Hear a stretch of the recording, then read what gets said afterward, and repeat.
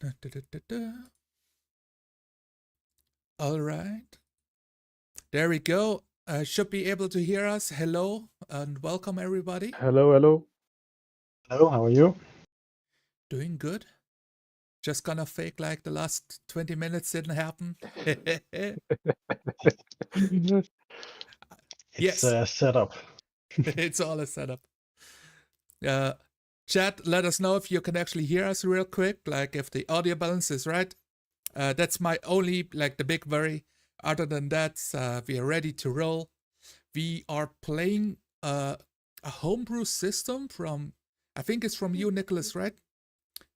Yes, Tell my us own about author. it, like your elevator pitch. Elevator pitches. It's a system where when you have to roll, you just roll, see the result, and you can just keep on going. You don't need to worry about much else. So things should be fast and smooth. Yeah.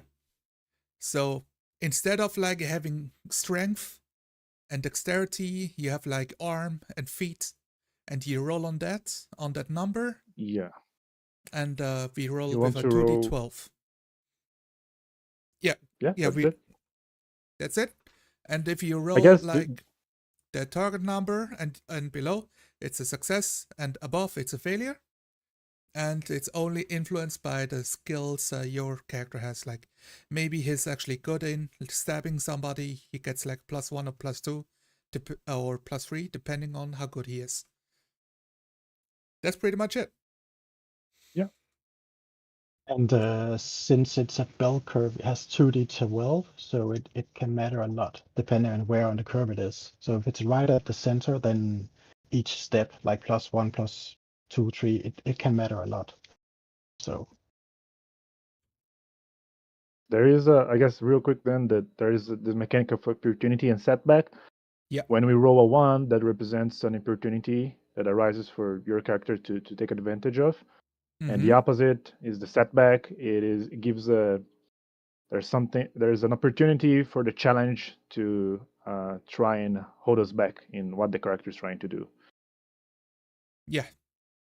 And so if an enemy is involved, it's his time to strike, or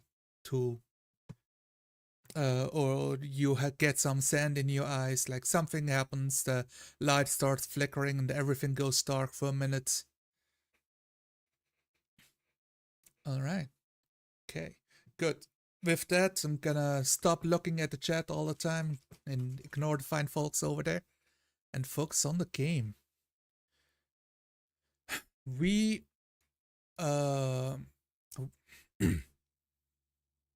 we are on the Ark, a massive generational ship swimming on the ocean surface of planet Earth. Far in the future, the planet has been flooded, and most people live on massive ships or tiny peninsulas if they can find land. One of those ships is called the Ark, with 1 million people living on it. It's cramped, it's tiny in comparison to the masses of people living there. Some find their spots, others have to work, connive, kill, barter, or just know the right people to have a good life. But it's not guaranteed. In the big room, we see a good 200 people vying for attention as a man is standing on a metal barrel calling out for workers. Anyone interested to come aboard? We are sailing tonight. Transport mission. I need able bodies. We got room for 4 more. And people are shouting back and forth over each other.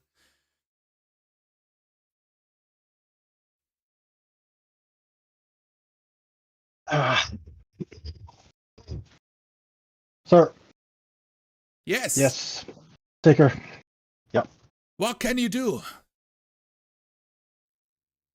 Diving, sir. Diving and Oh, anything you need related to diving. Diving works. Come on board. Come here. And one of the other guys like pushing some people aside to reach your hand, and reaches through to you. Several people blocking the way. I make my way towards the man and accept the aid I'm given. You're pulled forward, the ship itself in front, on the surface, with the sun setting across the ocean waters with waves. A lot of crates filling up the openings of the submarine. Distinctly noticeable there are two openings, like two humps, known of a transport ship that is classified as a camel.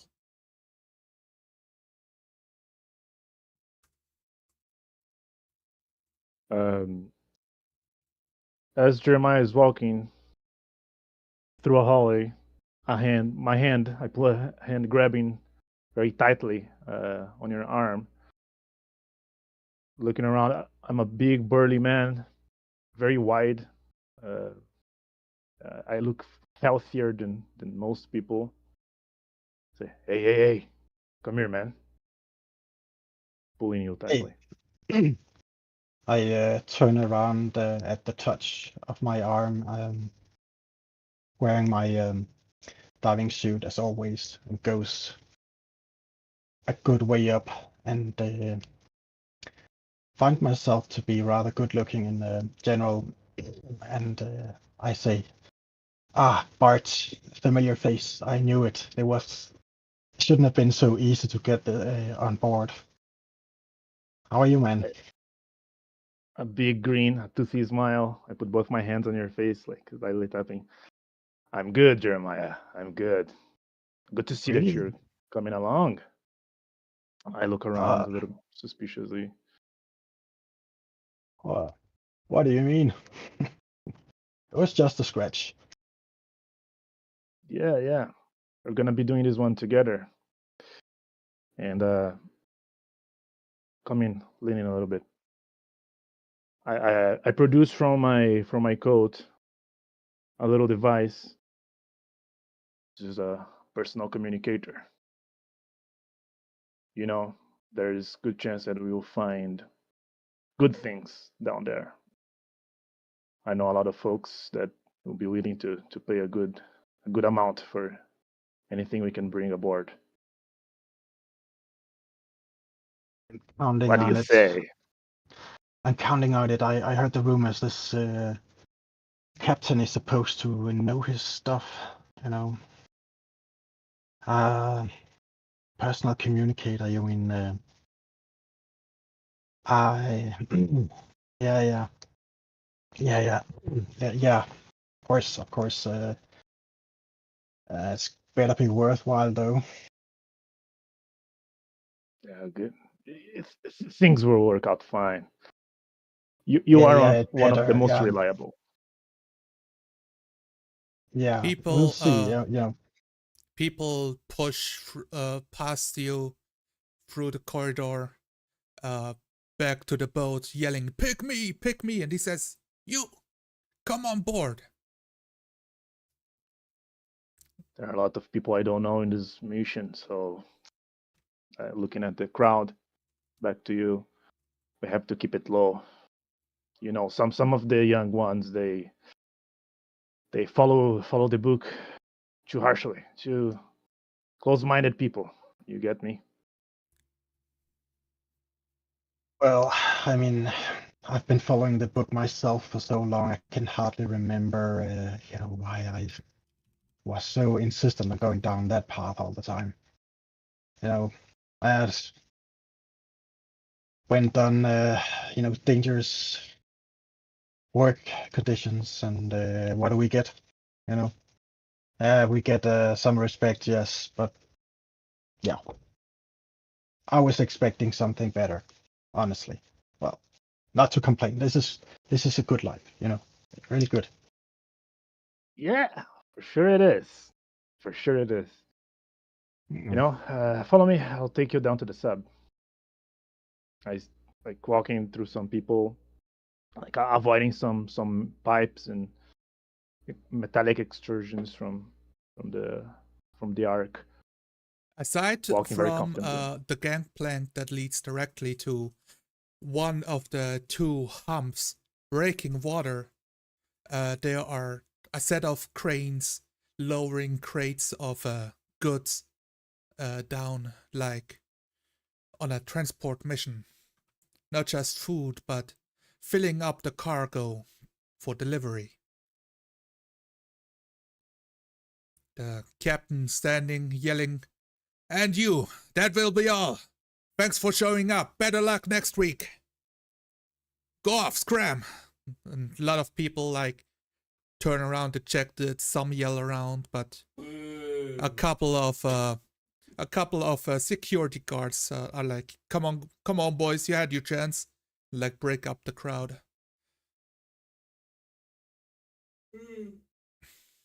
I walk closer to the captain and trying to get his attention.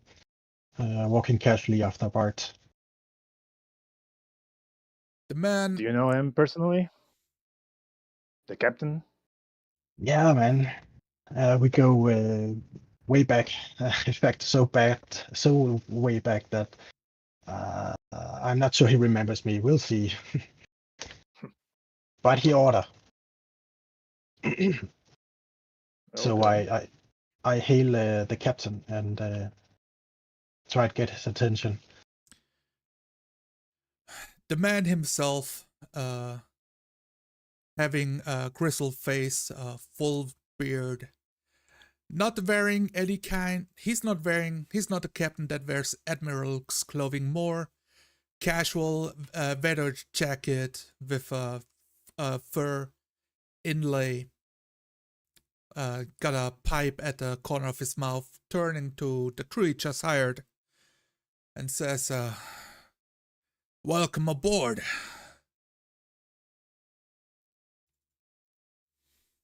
Good to see you again, sir. I'm happy that you recognized my face in the crowd and you picked quality crewmen today. I can promise you that.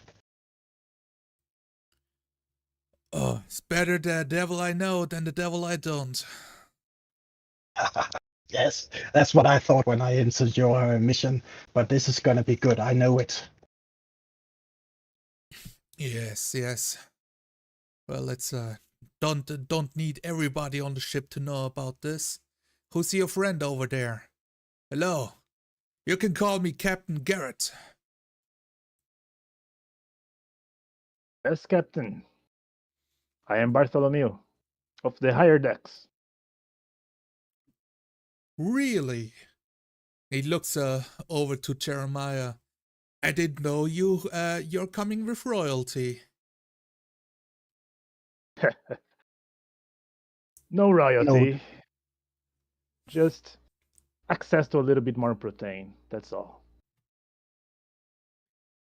I was happy to see Bart here and just as surprised as you, sir. He's a good guy. Good worker.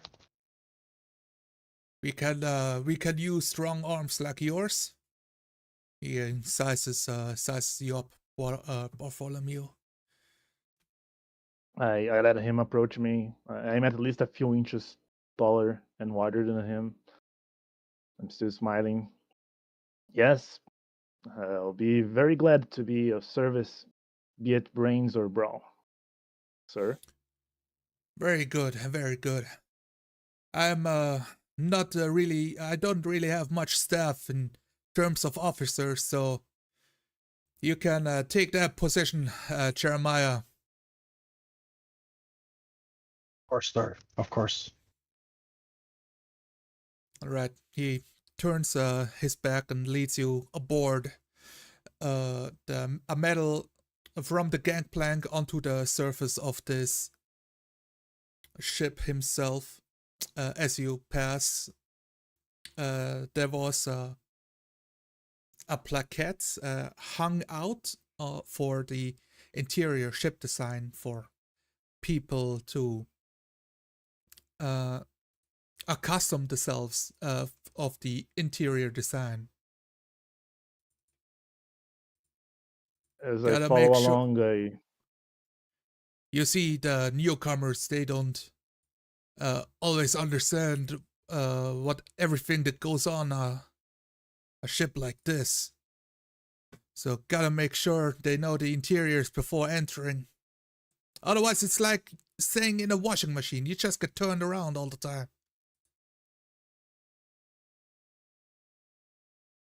Yeah, depends on the navigator, doesn't it? making For my sure. way, just following along, not saying much, giving smelling the salt one last time before I get crammed inside. Just appreciating the design, following.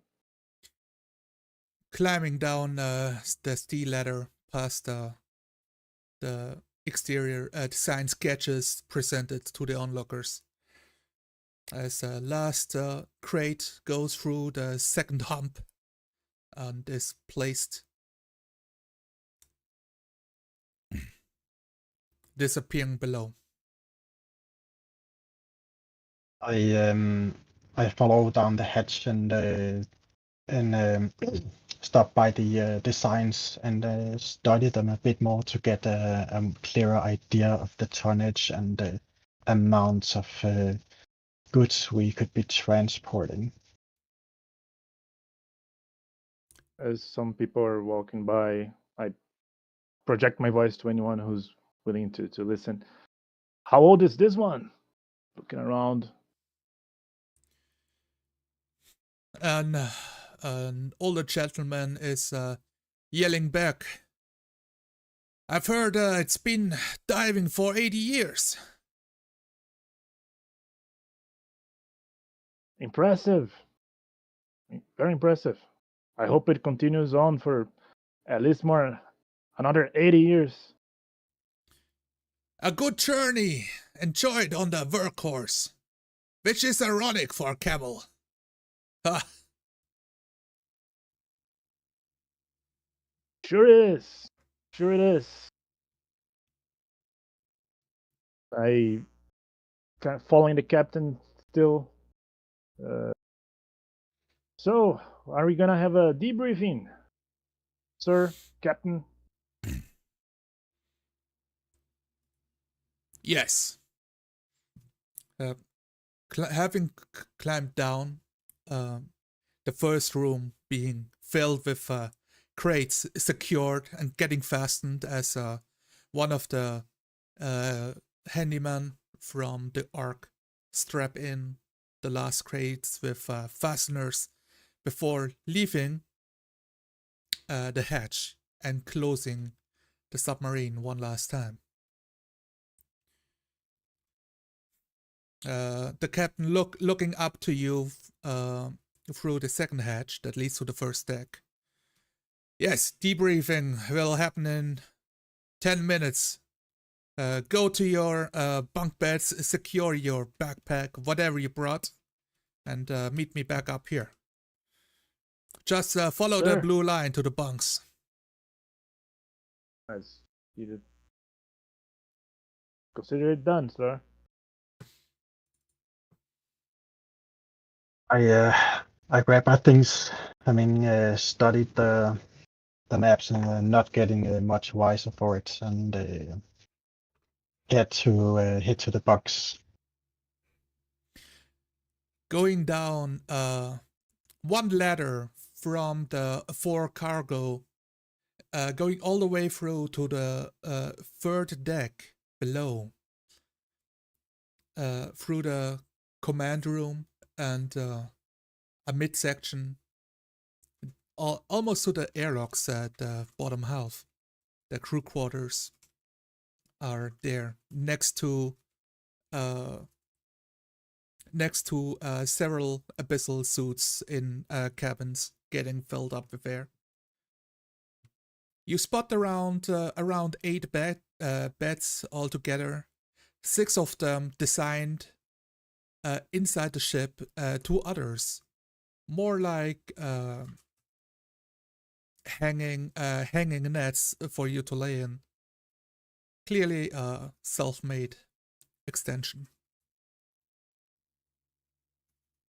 Okay, and kind of gently but harshly pushing Jeremiah to the side. Well, I get the top bunk. This one's mine. That's yeah, you owe me one now, you know that, right? You know, the I rules always of the owe you shops. one. I'm Yeah. always owing you one. So I make sure that we are close to the exit somehow. But those abyss suits, I gotta check them out. I knew a mechanic. I want to see if that's some of his handiwork on some of them. You never know.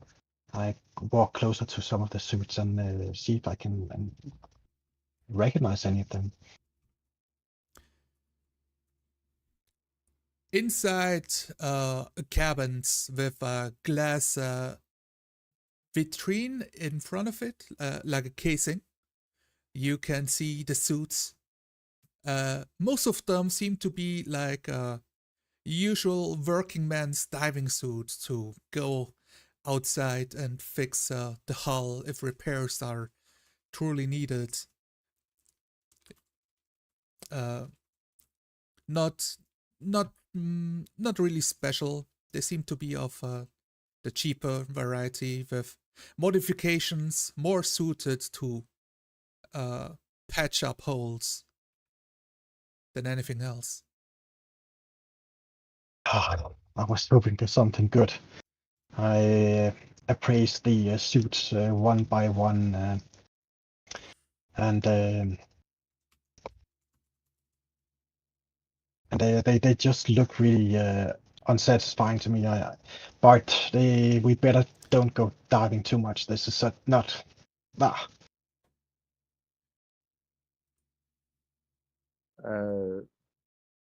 Leaving the room, following Jeremiah. Yeah, well, hopefully I'll be on duty inside the sub this time. You know, I'm kind of wide. I'm not a good swimmer. Give me a brains check, Jeremiah, looking over the suits. An opportunity and a success.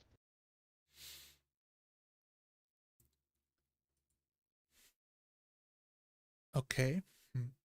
You notice one of the suits having been tinkered with, like a panel that doesn't belong on the back midsection of the suit.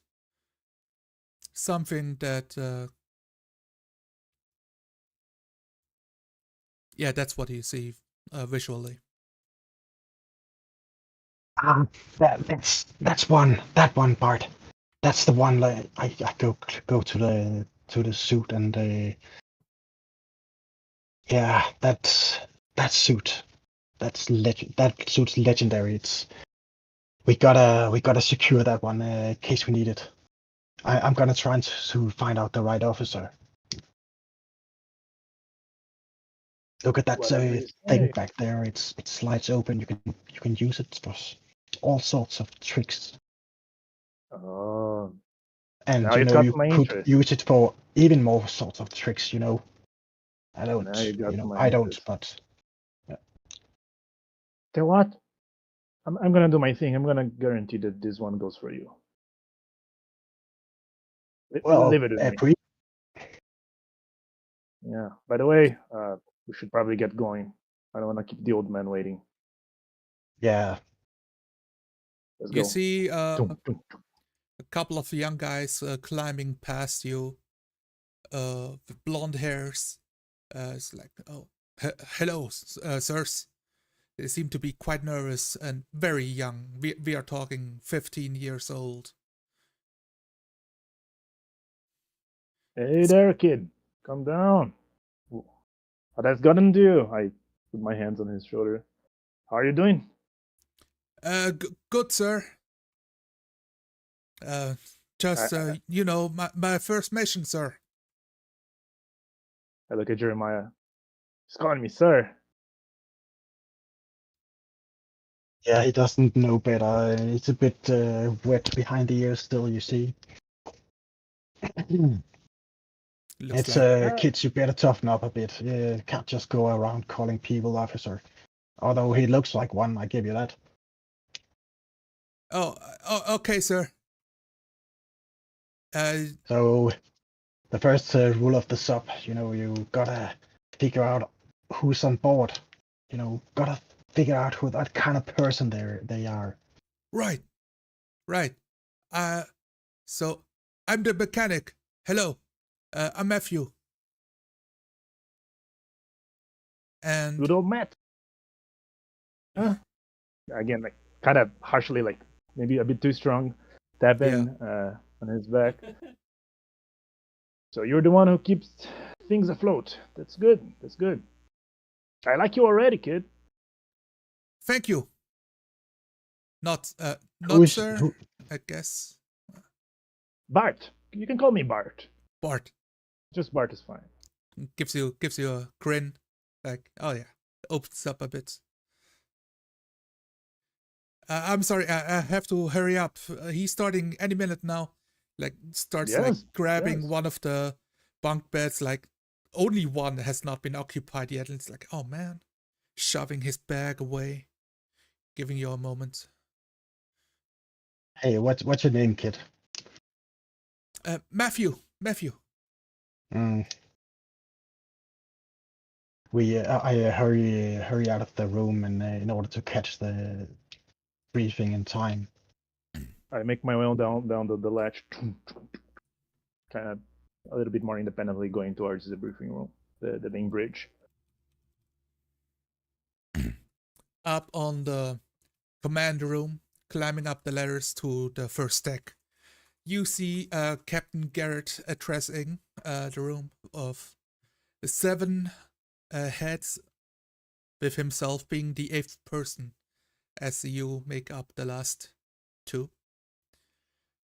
And says, welcome aboard the Workhorse. We've been diving for 85 years. Gonna make sure to add another year to that.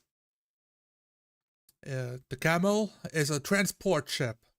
That's what we do. We transport things from the Ark to whoever needs it. Giving a look over to Matthew, making sure he pays attention. As you see, like the young man, like scribbling down notes furiously. And well, we got some information that there might even be some minerals on our way back home. So if we got the time, we're gonna make a diving expedition as well. Get your feet wet. I cast a glance when he says minerals. I cast a glance at Jeremiah, like conspicuously, just still listening. So I take it I will be the officer for this, responsible for the diving expeditions, sir.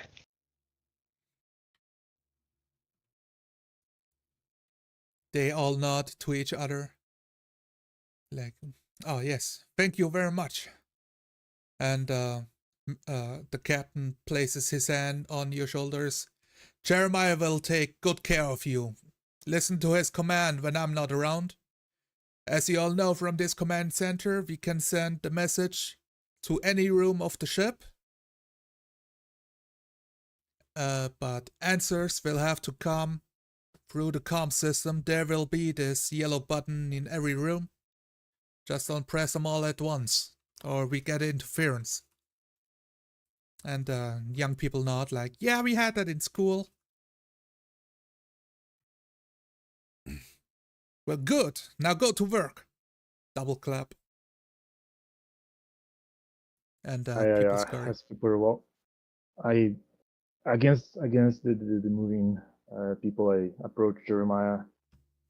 So, officer, I smile. What would you have me done for now?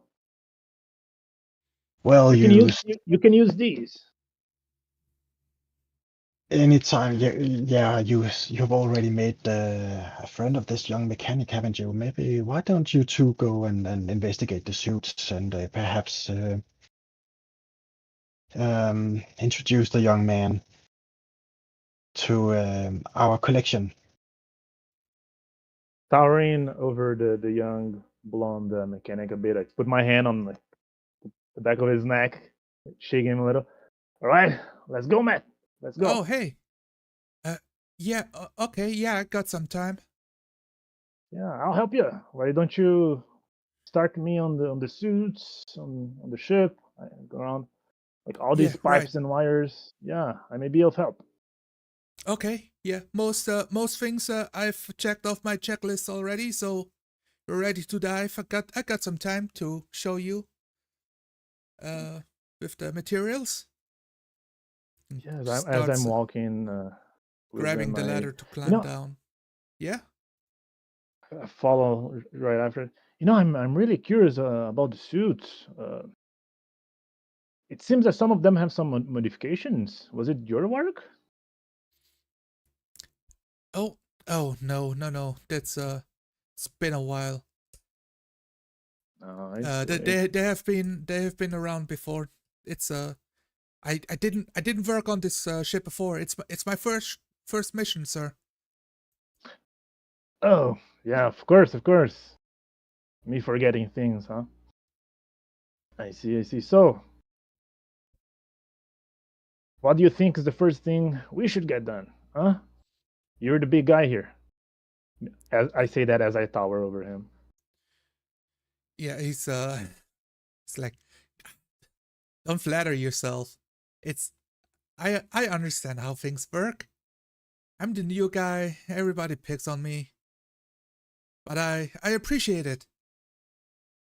We should first we should double check the boiler, make sure it's in standing order, like everything's working now. But going submersive, this will be well now now it gets critical. Yeah, boiler it is, but hey. Someone picks on you, you let me know. Thank you. I got you. Yes, you can count on me. I'm here to help. So, I guess the boiler is over there, and I start walking. Yeah, he shows you to the boiler room.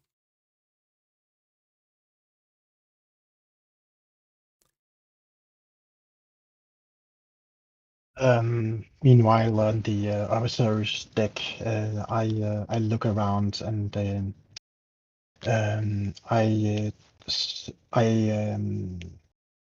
question the people around me for their diving experience, and I see if I can spot any of the sure signs of experienced divers around here. You see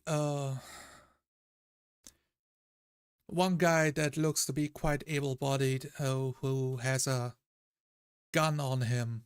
The only one beside the captain with an open firearm, a rifle. It's turning to you, like, well, I do have my diving experience outside, but usually I main the coil gun on this on the Workhorse and make sure there's order aboard the ship.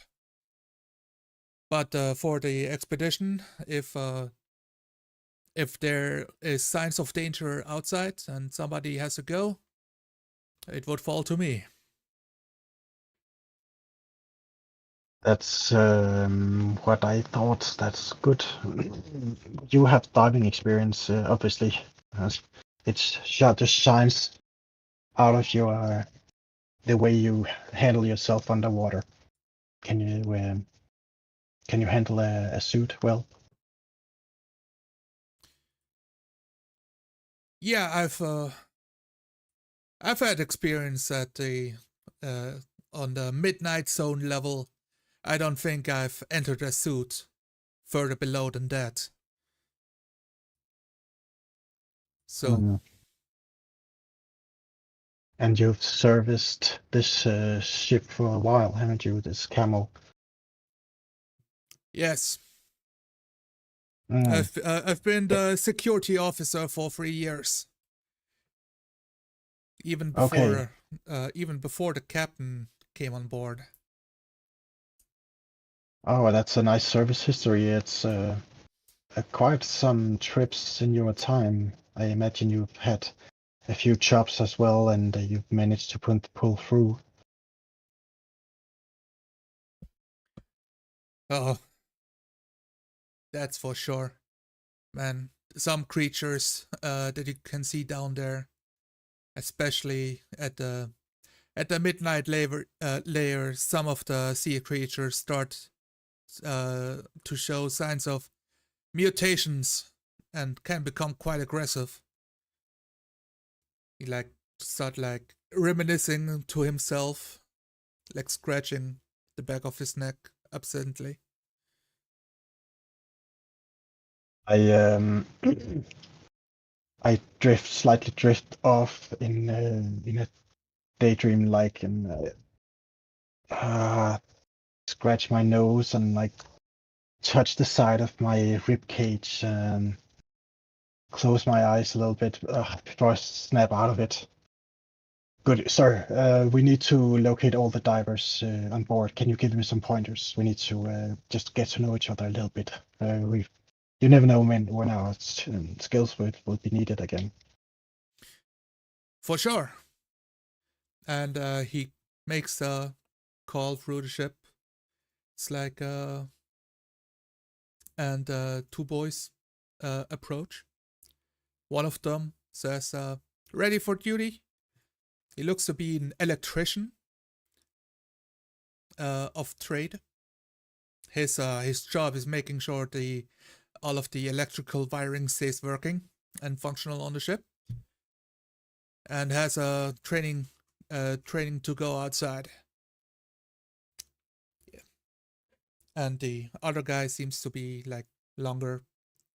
Oh, I'm just a working hand, making sure to help with any when people have to go into diving suits, sir. A working hand, and you have the abyss diving experience, or so you told the captain. Oh, well, yes, I do. It's not Okay. much of swimming, but I've been in the Twilight Zone before. I think I can go deeper. We'll see. You know, we're almost like family out there. You know, when we as a team we need to pull through as a team. So you know, it's yeah. I'm not gonna tell the captain. Don't worry about that. We'll just catch up whenever we have time and go through some of the basics again. You already know them, of course, but yeah, let's make a team out of this. Everybody grab something! You hear the captain yell through the ship over the klaxons on the walls.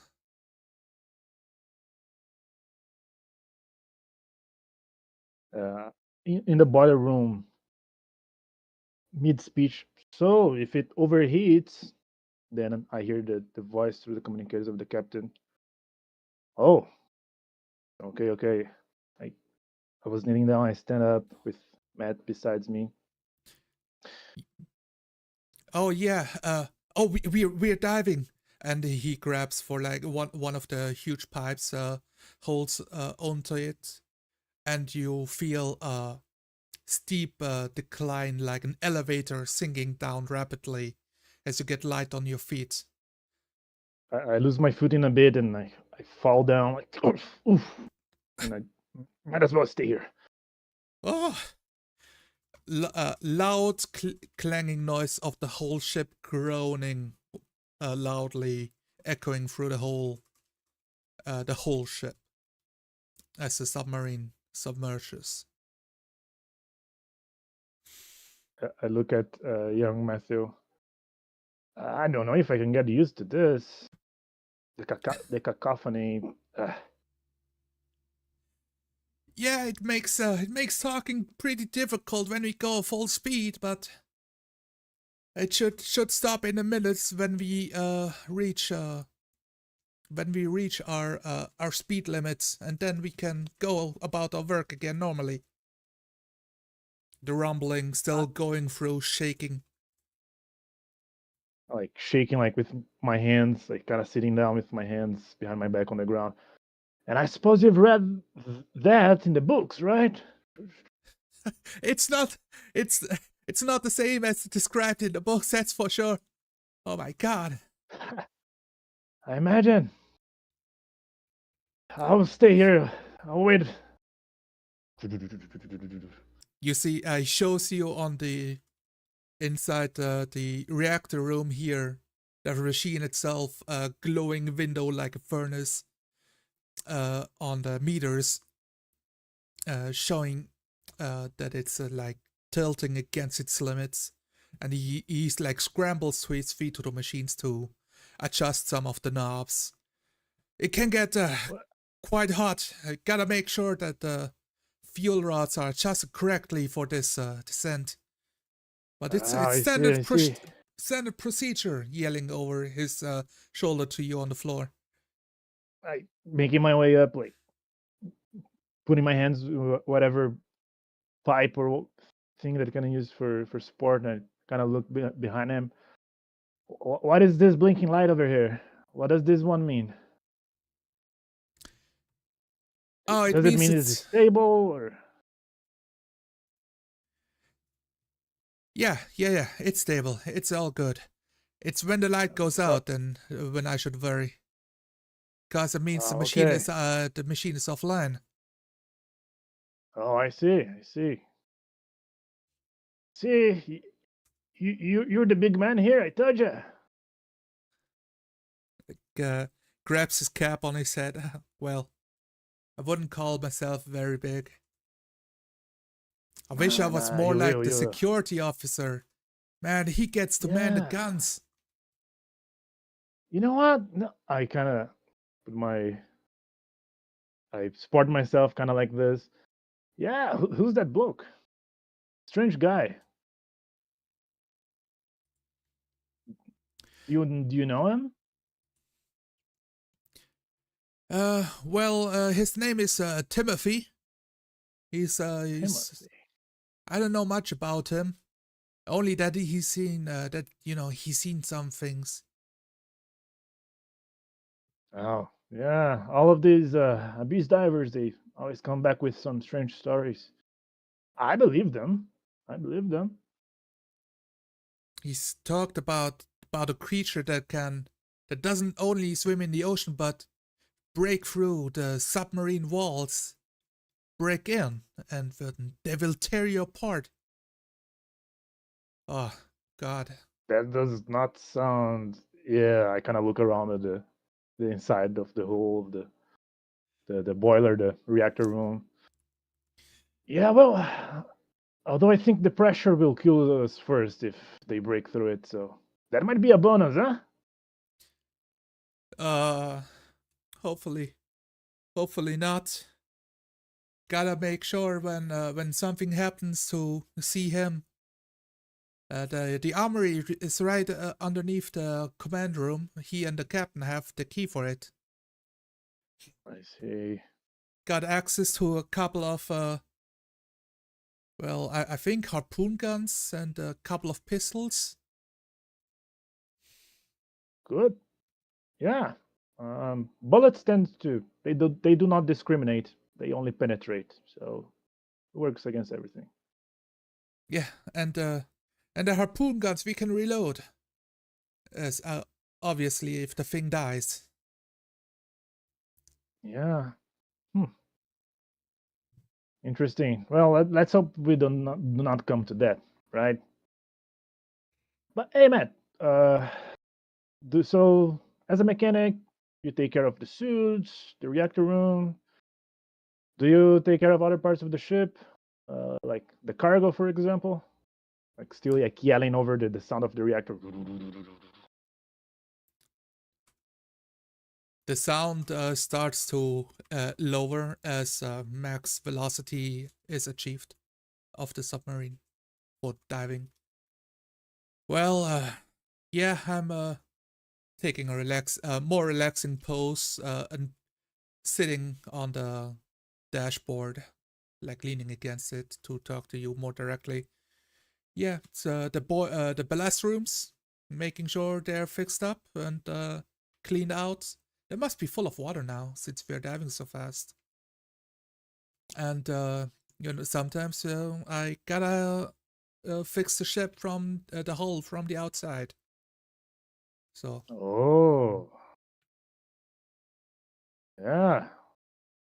Like I told you, big man, big man. This thing could not even float, or I guess submerge without you. You gotta give yourself some credit. I know you're Neil. This is your first mission, but you're gonna make your name here. I can feel that. Thank you. Okay. Well, So since about the suit, I mean, I've seen one of them looks a bit weird. I believe it's like a Mark II, you know, reinforced plating and stuff like that. That's good. Hey, Matt, can you help me with one thing, by the way? Yeah. Kind of Jeremiah, the officer. He's pretty much a brother to me. I don't have any siblings. If I lose that man, I'll lose everything. Do you think you can secure that one, the Mark II one, for him? Please. I mean, I gotta. They're like not exactly reserved, but you know. You're the big man. I'm pretty sure that as a mechanic, like you know. Gotta Please, make man, sure that I'll figure something out. Yeah. I grab him by his hand, like pull him close, like a tight hug. Thank you so much, Matt. Thank you so much. It's okay. It's okay. Shouldn't be too hard. Yeah. No. Teach me a few more things, man. You're a good teacher. Yeah, sure. He turns to the machine and points to all of the dials and what they do, and starts becoming quite long and laborious descriptions. Jeremiah.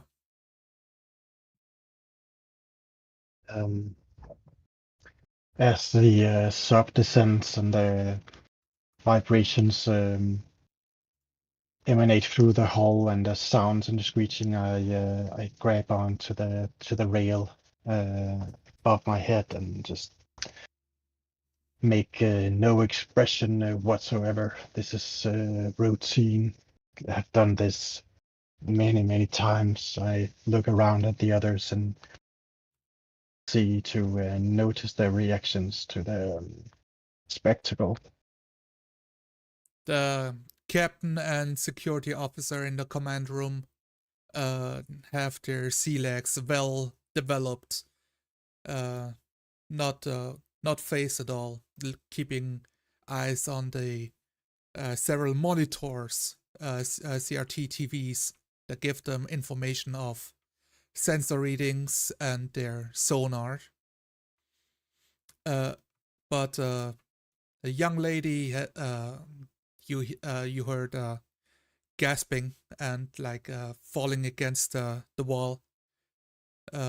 Clipboard sliding against your boot. I motion to the youngest diver to get his bearings and help up the scientist. I look at the clipboard and pick that up myself. Yes, sir. Like going gangling from handhold to handhold over there, unable to hear what he says with all of the noise drowning it out as he's like talking to her directly close by. The clipboard itself having medical diagnostics of one of the members of the crew. It appears to be a checklist of his health and well-being.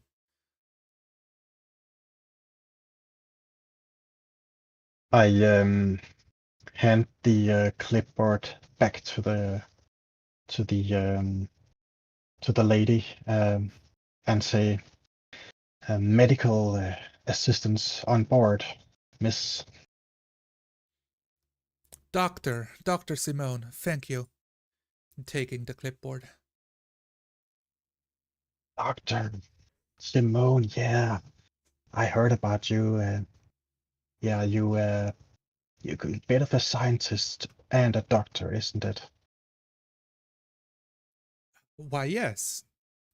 I didn't really think that anybody would recognize me. Not on like a submarine like this one. Everybody's heard about your work, and at least those with afflictions such as mine, and sort of pull back my suit and show her a glimpse of these 5 lines, telltale sign of mutation. Just cover it up. I know you understand. Oh yeah, no worries at all. It's not too easy to help people with those kinds of gifts. Somebody has to do it, and somebody has to push forward for proper research in the medical fields to, of course, patch you up in times of need. And the Kraken bless your work, madam, and maybe one day we will have you. Hopefully, not this mission. Oh, I mean, no, nothing bad by that. We have many talents all over the ship, and I have a really good feeling about this journey. I'm sure we're gonna make discoveries as well as find valuables. Of course, of course. Now, if you excuse me, I gotta finish the medical checkups with the crew. And she calls out the name, and one member like perks up, and they go to the second deck of the medical bay in the middle of the ship, climbing down the ladder past you.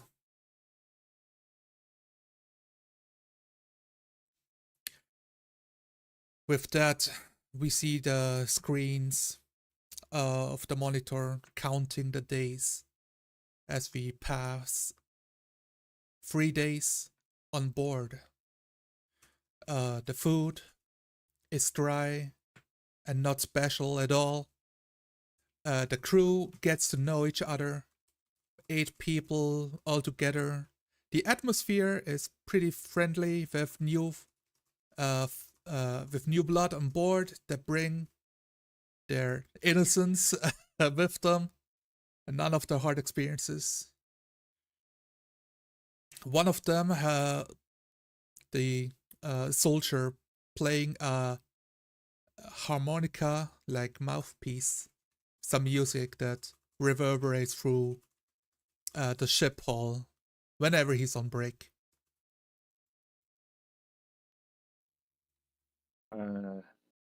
Following the echoes of the harmonica,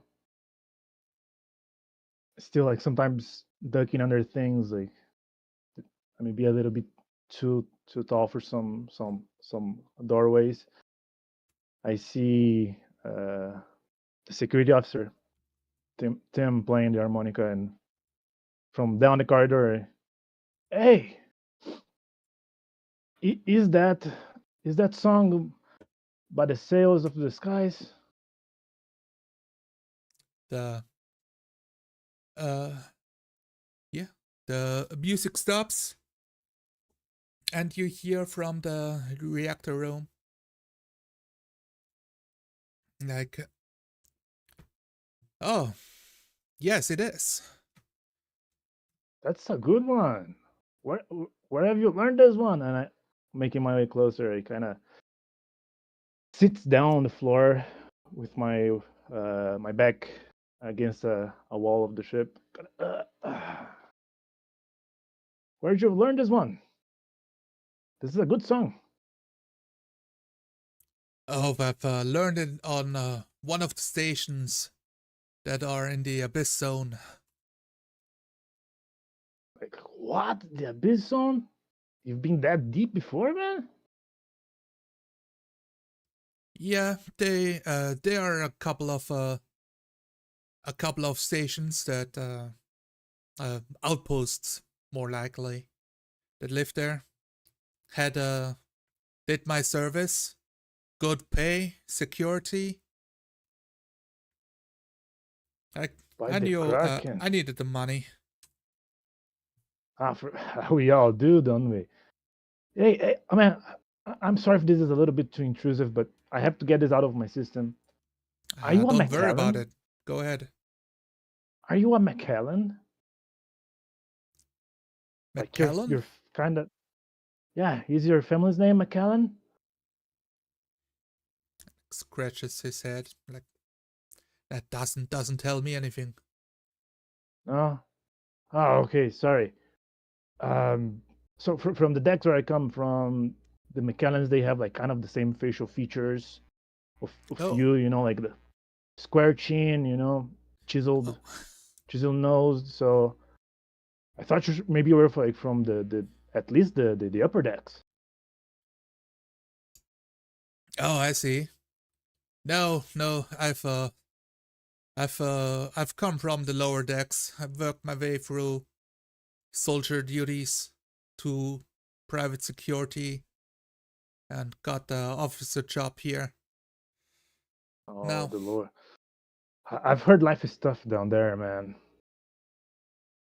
yeah, especially if you have a mutation, it's hard to, the like looks around the room itself, sitting even a deck lower between two of the uh, aft ballast tanks, sitting down, junction boxes around you all.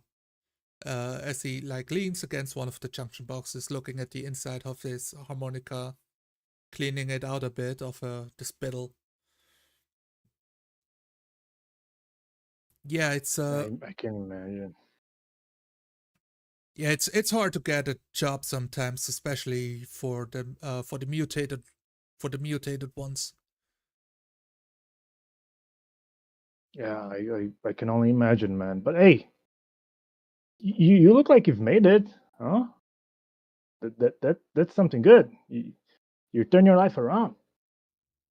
You made your own life, rather saying. Still, like with one of my arms supported on my knee as I'm kind of almost laying on the floor now. Gives you a side look. Are you just telling that because you want to wear my diving suit on the expedition? What? No, no. I don't even know which is your diving suit. Which The one is it? special one, the Mark II. Special. Oh, they kind of all look the same to me, man. I'm more of an assistant, you know, the Browns. That's how you can use me around here. Yeah, but I start like standing up. Hey, do you wanna go grab something real quick to eat? Roll me a tongues.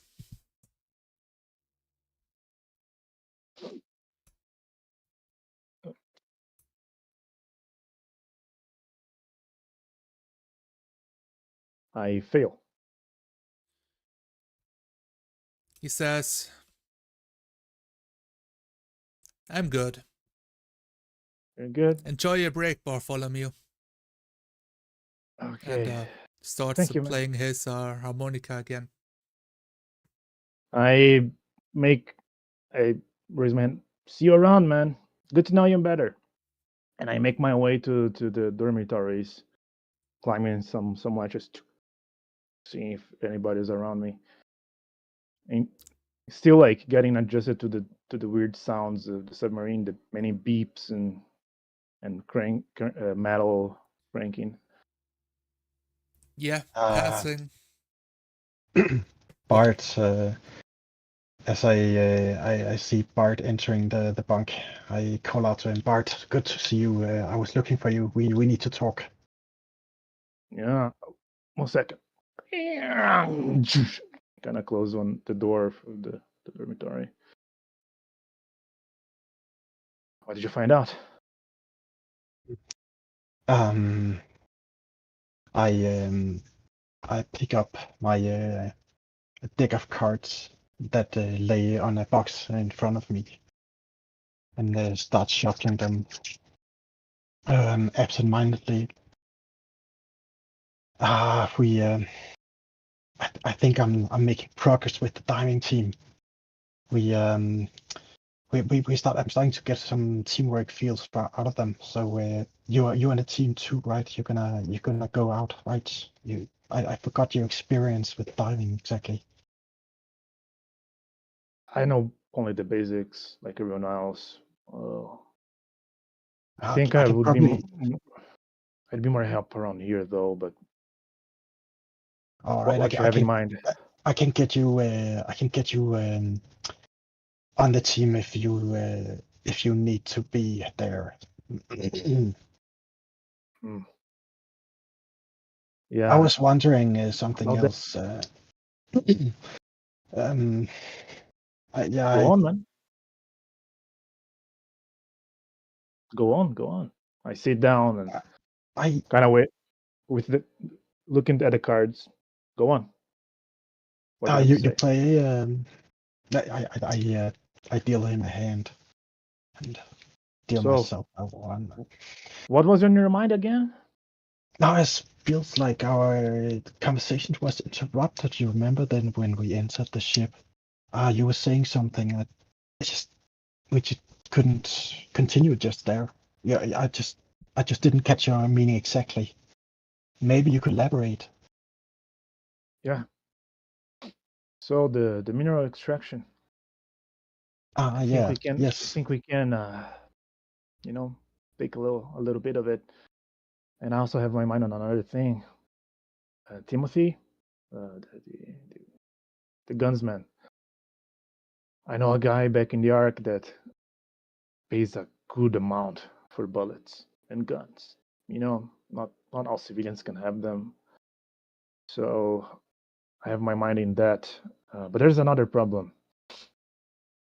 The kid told me about that one suit that you fancied. Timothy says it's his. The good one. Yeah. We Tim- need to Timothy, assign them. Timothy says it's his. I talked with the kid. He's willing to help. It suit going to you, but Timothy seems like very strong-willed. Yeah, it's important. Then we maybe what we should give it to the one of the new divers. We need to protect them, and after all, we can take care of ourselves. But I was more interested in that little pocket at the back there. Okay, I'll see if the kid can maybe. I don't know if that's possible. Transfer the secret compartment to another suit. It could be Mark 1, 5, whatever. We just need the pocket. So when you go down there to extract the minerals, you can bring back some. Those can be helpful, but we could also maybe use it to smuggle a little bit of ammo back to the Ark. I didn't say anything about smuggling. But anyway, here's my and I play the card. Hey I man, just we help with the mission, and maybe we'll need extra pockets in the suits, to collect things. That's if you know what I mean. All right. I mean, we're brothers, you know. We gotta help each Yeah, other. Brother from another mother, huh? yeah. Another thing, I, man. I don't know if I should tell you this, but I believe, I believe Timothy is a vertigo addict. That could be a problem for the mission. You know, like, what if he relapses mid-diving? I don't know. You hear the speakers blare on, asking, Jeremiah, please come to the command room. And clicks off. Well, we have to finish this game another time, I guess. well, thanks for the game. Yeah. Let's finish it another time. I And I stand hurry up and out of the room. I open the door for you. Like, yeah. Go do your thing, man.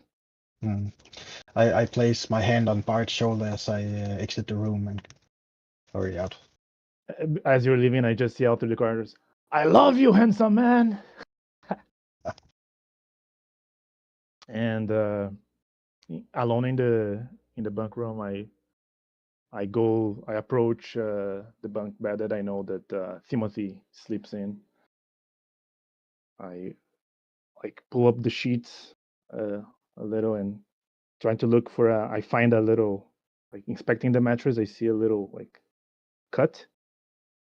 Out of my pocket, I pull a small yellowish orangish pill, and I stuck inside the mattress, and I head out as well. Okay. In the command room, the foresight of the submarine, deck 1. The CRT's on, Captain looking grim.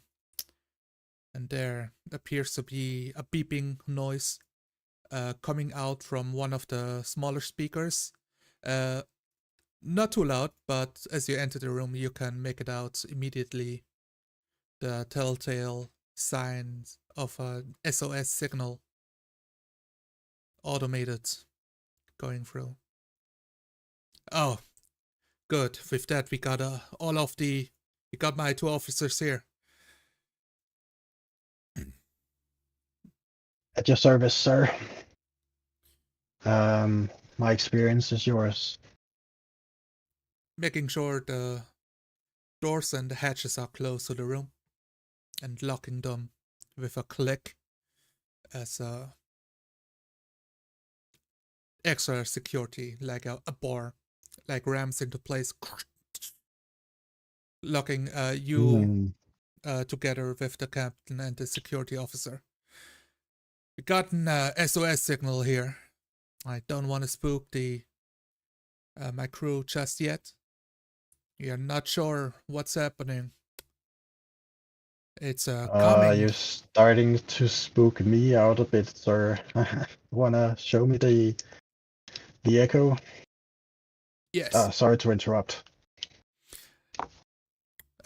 Don't worry. We hear the signal. We've been tracking it for a bit over here. It's coming from the layer below us, from the midnight zone. I believe they're a station to be nearby, but it's hard to get all of the information. Usually we'd get a signal back to classify what the station is. One of the deep stations, sir. I heard much about them. An automated response that's worrying. Yes. Maybe you can make it out. We got a lot of data here, but it's a bit scrambled. like looking at the monitors, you get lines of text like coming back from sending laser signals to where the stations would be, and its automated responses. But yeah, this deep underwater, it's hard to get all of the information at once unless we come closer. Sir, it looks scrambled, sir. Don't we have a code breaker on board who can take a look at this? No, we a camel passes barely for a tier 1 ship. A code breaker and the equipment he needs, it's way out of our league. Maybe a hobbyist or something. We may have to go out and check it out ourselves. But the team is ready, sir. The team is starting to look solid, at least on paper. Okay, that's good to know. Yeah, Timothy leans against the hull and says, well, if there's danger outside, I'm gonna man the coil guns, make sure our ship is safe and protected while the diver team goes outside, no? And the captain thinks about it. Are we expecting any trouble, sir? I don't quite follow. The team is very friendly. Everybody I met was super friendly. I don't follow what are you concerned about? The region we are in, and he points to one of the monitors as the sonar pings out and you see shapes. These lines, they describe the depths of the ocean floor here. We can see some of it. I believe we are in the Shimmer Trench. And Shimmer Trench is home to a couple of bigger mud raptor families.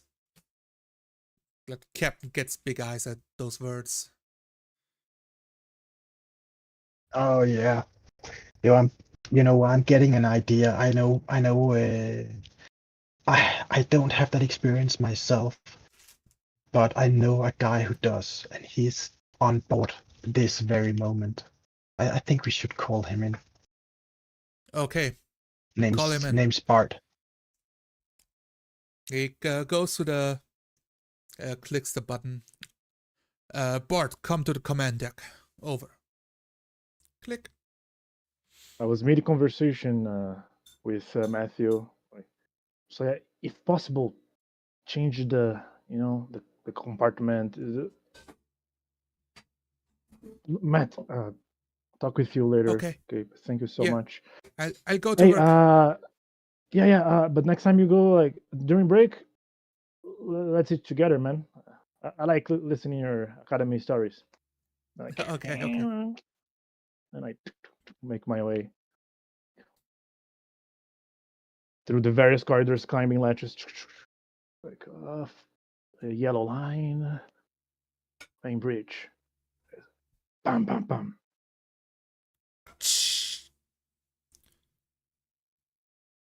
Come on in. Yes, sir, Captain. Should I close? Yes. With one hand. I go and secure the lock behind Bart. Approach him, like kind of shake Beep, my beep, little beep, jacket a bit. beep, beep, beep, beep, beep. Beep, beep, beep. Yes. Beep, beep, beep, beep, beep, beep. What is that beeping noise, sir?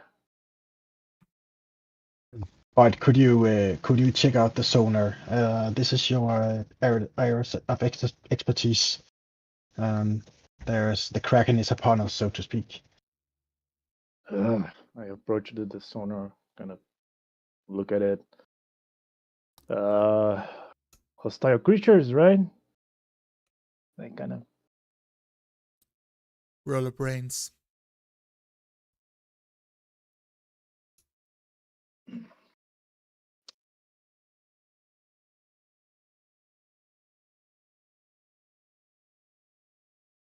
And then I scratch my chin.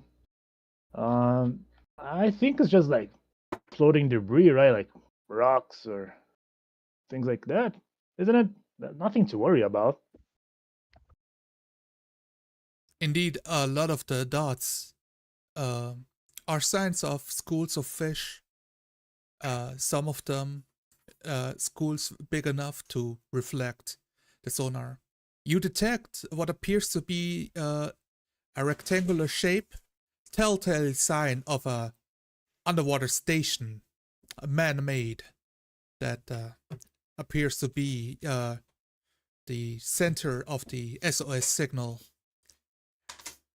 But as you notice, some of the dots that are scurrying away start to like form and move in your direction.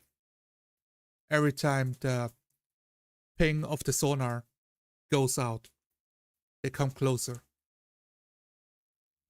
and closer. We are approaching something here. I think you might wanna. Approaching? We've been standing still, Bartholomew.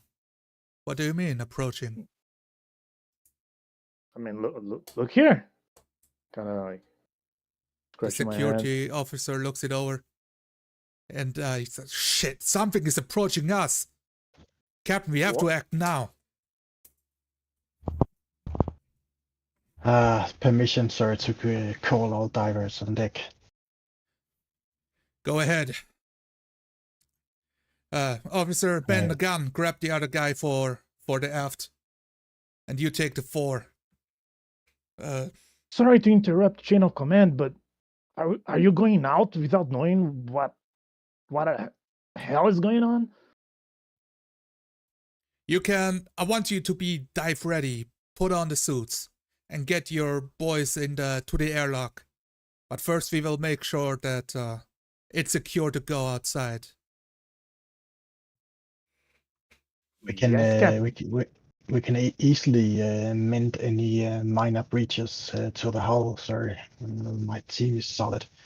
Bart, you're with us, right? Yes. I'm like a little bit shaky. Yes, I am.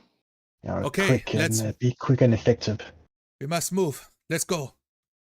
And he starts giving out order to the diving crew members assemble at the air dock at deck 4. And people come up to meet you halfway, Jeremiah. Following your lead. Come quickly, quick, follow. This is what we've been training for. Yes, sir. Jogging behind them. And I give them a pep talk on the way to raise their spirits, and I stress that we are not here to do anything else than protect the ship, the camel with all its living beings inside. The security officer puts his hand on the shoulder of Bartholomew as you try to follow the group down before you take the next look down.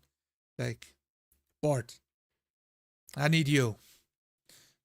Come, yes. man the second gun for me. Yes, sir.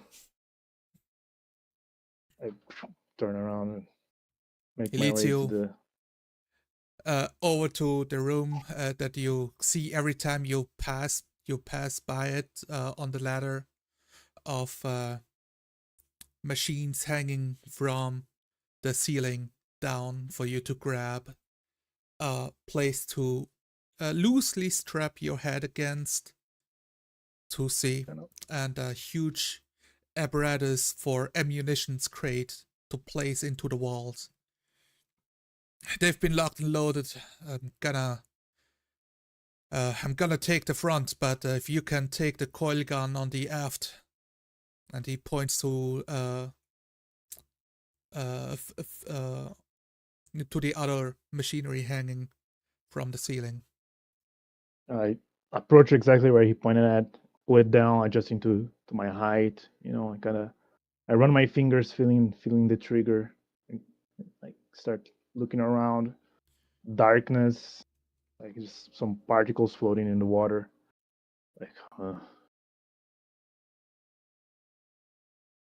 do you know where it's gonna come from? That blasted thing, whatever it is. I should get the signals from the captain through my headset. He is going to coordinate the directions they're coming in. I'll give it over to you then. Roger that. Uh, A bit shaky. Jeremiah, I stand with the crew at the airlock, and I have assigned the Mark II to the youngest member of the team, and I expect him to accept this. I look him Yes. up and down and check his suit. 5 suits ready and available to you and your free crew member, half of the ship. He accepts. Yeah, ready to go. Checking. You can roll me a check with hands.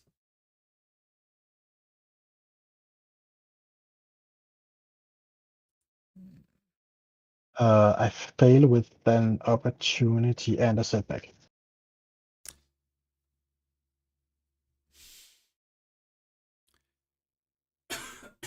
The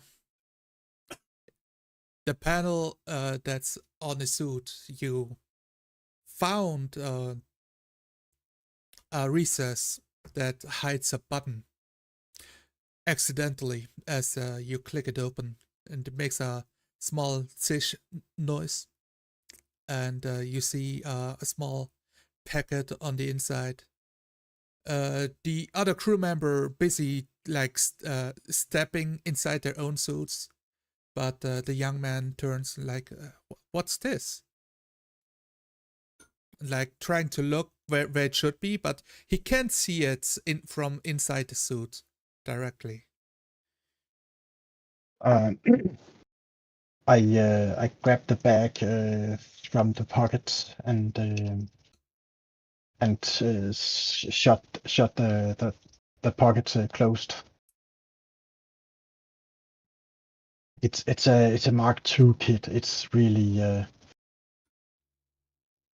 it has all sorts of gadgets. I don't have time to explain now. You gotta keep it cool, Okay. kid. Okay, yeah, Do your I'm job. good. You know, everybody does their job, right? I'm good to go. Matthew comes down and brings a couple of harpoon guns. These are from the armory. I've been ordered to bring them to the airlock. 2 of them in his hands, and a set of a few extra harpoons for reloading. Excellent. We're not gonna need these, but let's bring them along anyways. Timothy, you should assign these.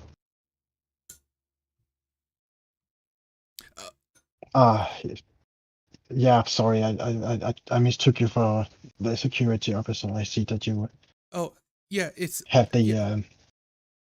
the look of a trained marksman about you, sir. I look jokingly at The the other diver guys, and wink. the other guys chuckle. It breaks the tension in the room, and Matthew makes his way out. One of your guys pull the small scooter from the ceiling. It's attached to a handheld device with a turbine on it for fast travel and transport of some objects. Well, looks like we might even have some use for this, even if we are not mining anything right now. Yes, we are. Remember, we are. We have to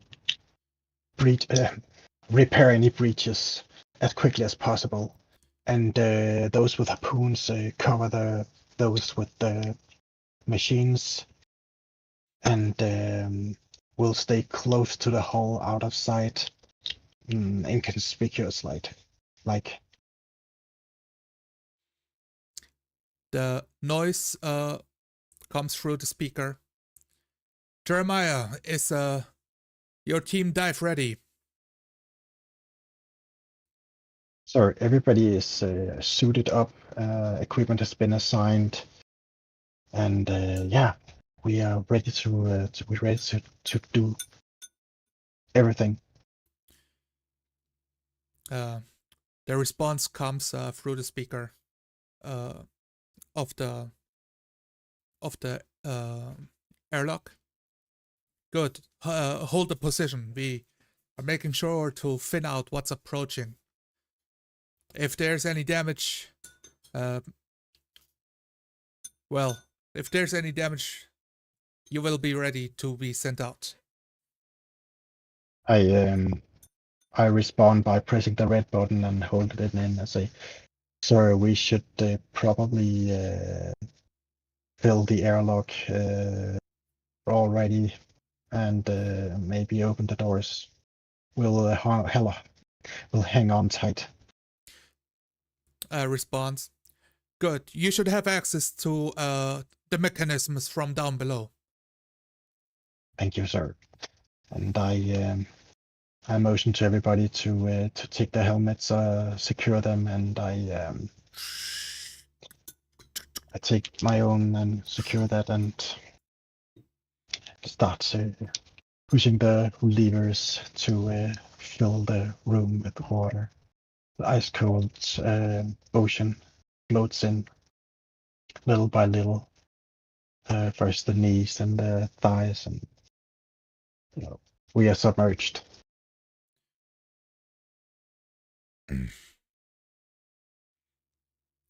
And little flashlights go on the suit. Double checking and call through. Tapping each other's shoulders, giving the okay sign. Over to Bartholomew. Getting yelled over to the side. 1 click! Visual soon. You have to aim all the way over the bow of the ship. Yes, sir.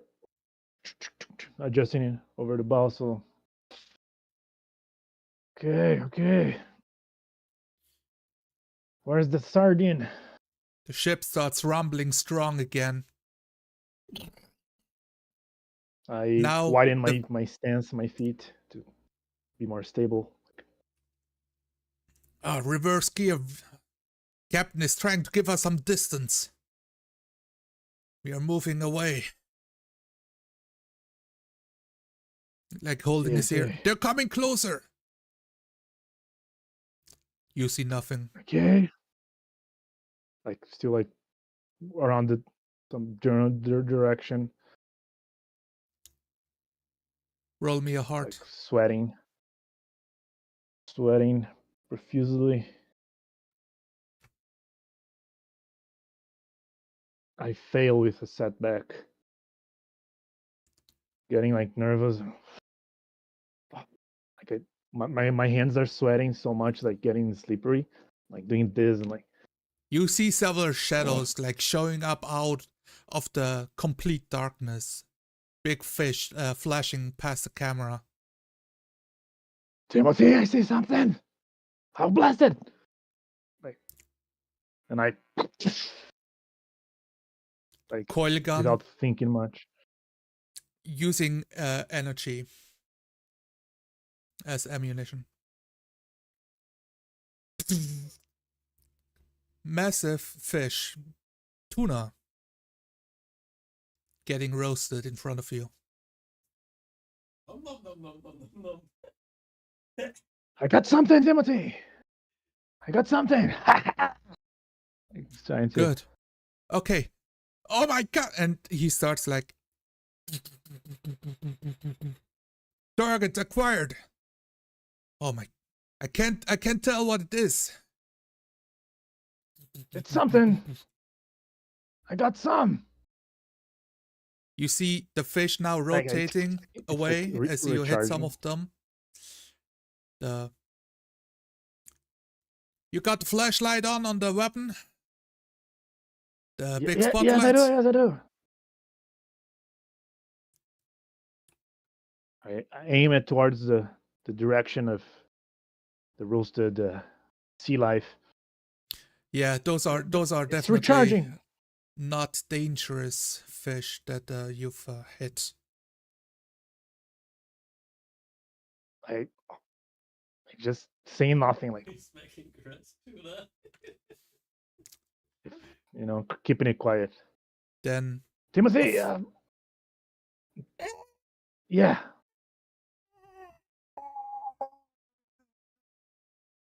a big sound reverberating through the hull of a sea creature. Several noises. In front of your camera, flashing up again, a creature now much faster and more agile. Pass your crosshair, moving to the bow of the ship. Something passed it over me. They're trying to like catch it. Roll hands.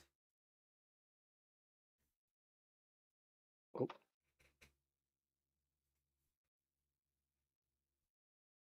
I fail. The sap shooting past the sea creature. Its lightning, however, illuminating the four arms of this dinosaur-shaped underwater creature and a massive jaw with teeth of the size of rebar. Now swallowed by darkness again. I saw it, but I missed the shot. Another cry, this time screeching at the hull. As alarm goes off, the alarm of hull damage on the ship.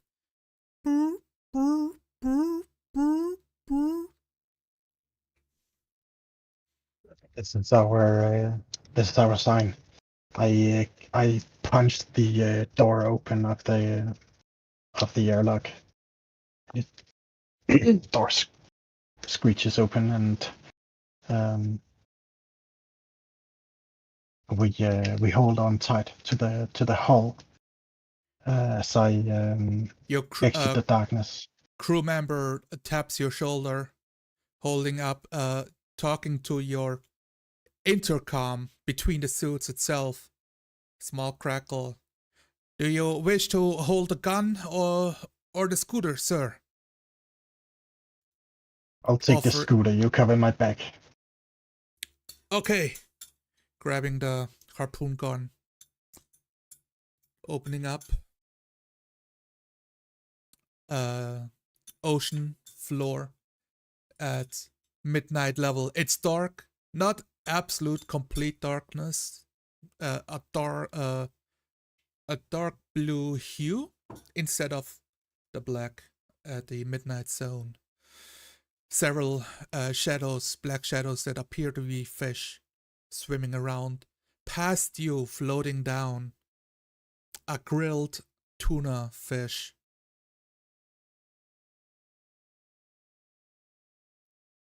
Shit, that's a bad sign.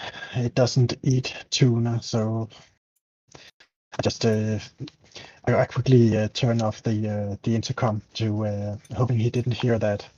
I tune it for the bridge, the comms, and I check in with the communications. Anybody at the bridge? team calling the bridge. Captain here. I got you. 3 targets outside. They're still swimming. We have to fix the front. Front, check. And There will I be switch one to the, there. Make sure to... You must take him out if you go there to fix it.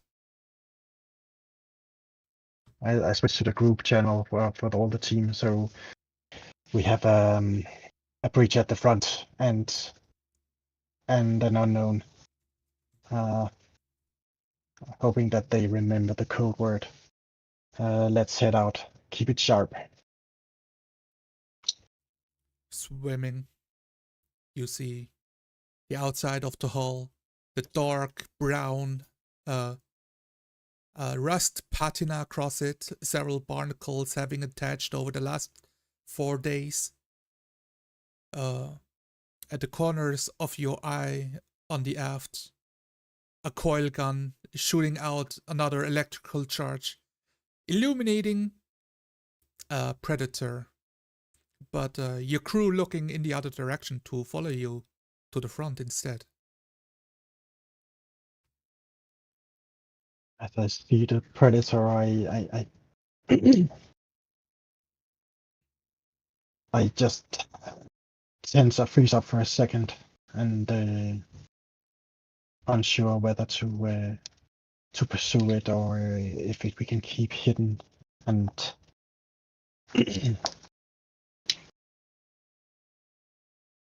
and I decide to pretend as though nothing is happening and swim confidently towards the stern.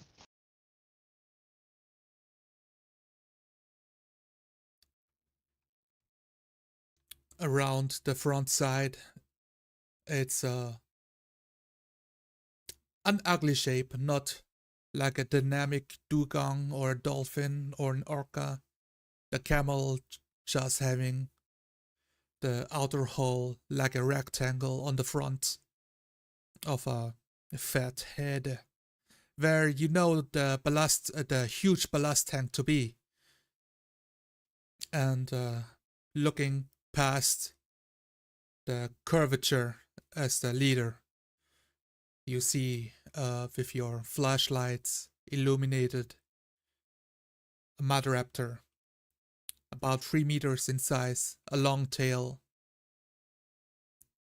huge teeth, digging into the hole and ripping it, the outer hole, wide open, ready to dive inside. Motion at the divers and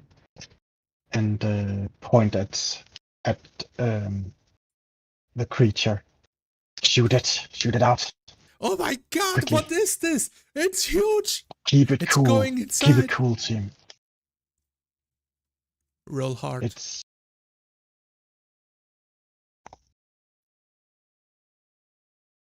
success. Yes, yes, Captain! The harpoon guns shooting, both of them hitting it on its side, and another screech going through the waters, now being outside, much louder, as it tears out, turning around, looking. It's been wounded, swimming around, spotting you, diving in your directions, and they start reloading, sir. Reload quickly. I take a step backwards hesitantly. I try to look to my left and right. I don't see anything because of the suit. My pulse elevates. The creature swimming only a short distance away now. The guy still fumbling with the reload. I grab at the crawler and just try to pull it out up through the water in front of me. In the water, It Just as reaches. Go ahead.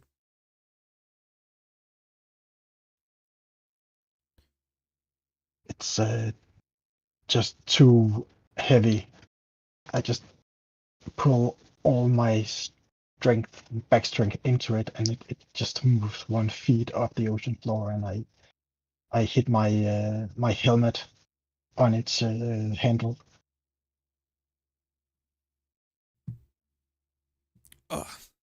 The creature. You hear your friends yelling out, "Reloaded!" as he knocks into the crawler itself and starts to scrape at you across your suit. Instinctively grab something, just grab onto something, anything, just hoping that the bag I grabbed of the Mark II suit now inside of my own suit doesn't break open and release its liquid.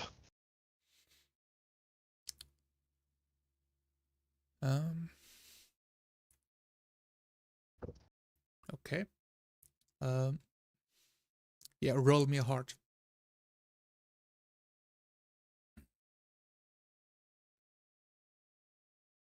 I keep it cool.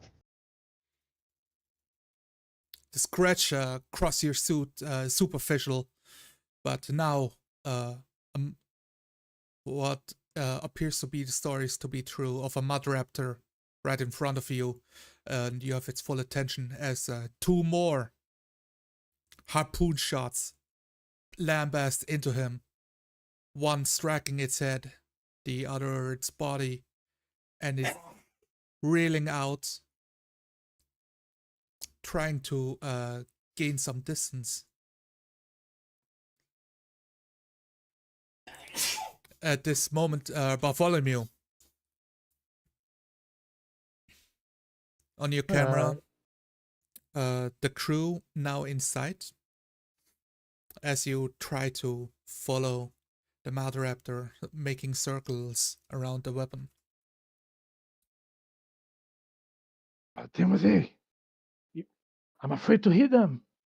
The crew. I'll hold fire. And then I take for a second, I take my head out of the visor. And I think one got in. You have the guns, man. The captain says there should be a second one on the back side. I can. Yes, there's one by the crew, and oh god, oh he's in the ballast tank. He has direct access to the command room. There's only one more door between him. Give me a gun. He fires another round, and lets go, letting the chain gun reload itself. Running to the armory that is but a short distance away, grabbing his keys, fumbling a bit. Come on. I, afraid of taking a shot and hitting the crew, I let it go and follow him, like run him. Give me the keys. You man the guns. Okay, he throws it over to you and grabs the coil gun instead, looking around. I see a few rifles and some 12 gauge shotguns. This one. I take the 12 gauge shotgun, reloaded. I got a bunch of ammo, like stuff in my pockets as well. Like, I'll be going to the ballast. And make my way. You have to go through the commander room to reach it. Remember, top deck. It's a weird design. I break midway and I make my way back. Yes. Like jumping instead of climbing down the latches, I just jump it and try to make my way. Yeah. You just hear him fire the coil gun again. And yelling after you. I think I got one of them. Just make sure the one in the ballast tank is dealt with.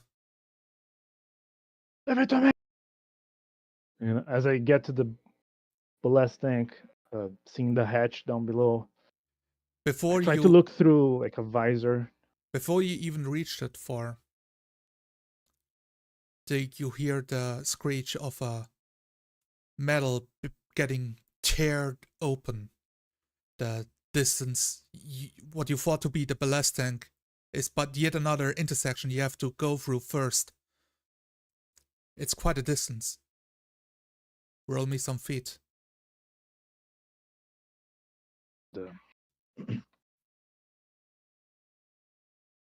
I fail. The next door is a command room. I try to push it open with my shoulders, putting all my strength into it, like, not really want to let go of the shotgun. Machinery works. It slides open slowly as you aim through. The captain standing there, his back towards you, slowly stepping back, shooting his pistol. Boom, boom, boom, boom. As you see lights getting knocked out. A huge raptor inside screeching loudly. And biting into the arm of the captain, tearing it clean off. I just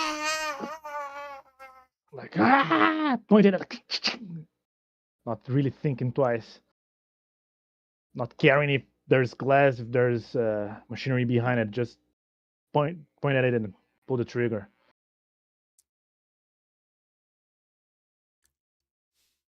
Yeah, solid hit. It's bleeding. The weapon doing massive damage. Yelling even more loudly, now enraged at you and angry, and in its rage. Biting down. Aim it again. Biting down over the head of the captain. Slamming the teeth shut. I like one step closer just to really aim at its head as it's chewing at the captain with the second shot. You blast his brains across the ceiling.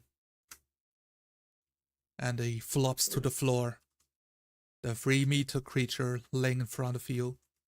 Captain inside him. I quickly like run over, like flip the captain, like get his ID, like, and make my way back to the armory and the guns. Oh, no.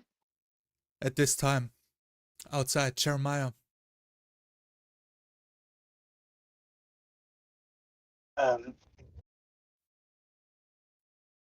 I regain my composure after the harpoons have gone off a second time. No mud rats are in sight.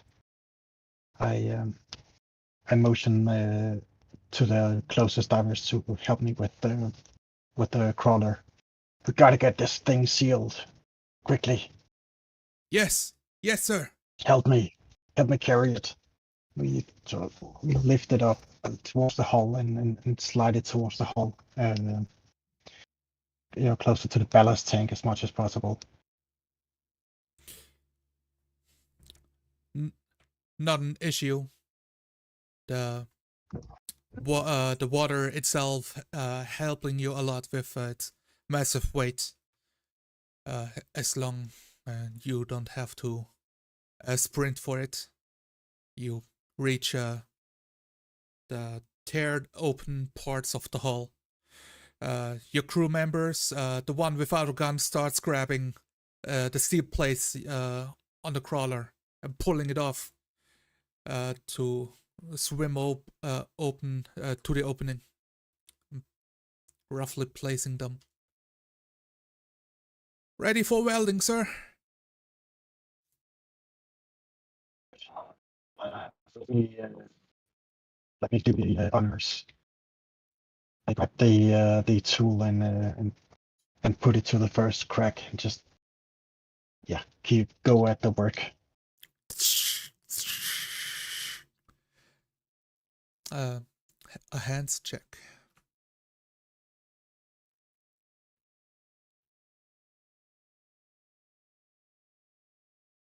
I weld the thing and I just shake. My hands are shaking, so just actually drop the welder to the floor, and one of the plates that starts going out, and I try to scramble to keep it at the hole, close to the hole, but more water gets in. One of the other guys attaches his gun to the mag plate on the crawler. Let me help you. Grabbing the plate, having you adjust the plate in place. At this point, Bartholomew, you run, but you hear the ping from the sonar just as you're about to exit the command room, left unmanned. Everything Bing. outside is dead. Bing. The pings. I yell at the corridor. Matthew! Like, Matthew! The bridge! Yes. Come here! Like, looking for him, like, down the corridor, like, No answer. still like...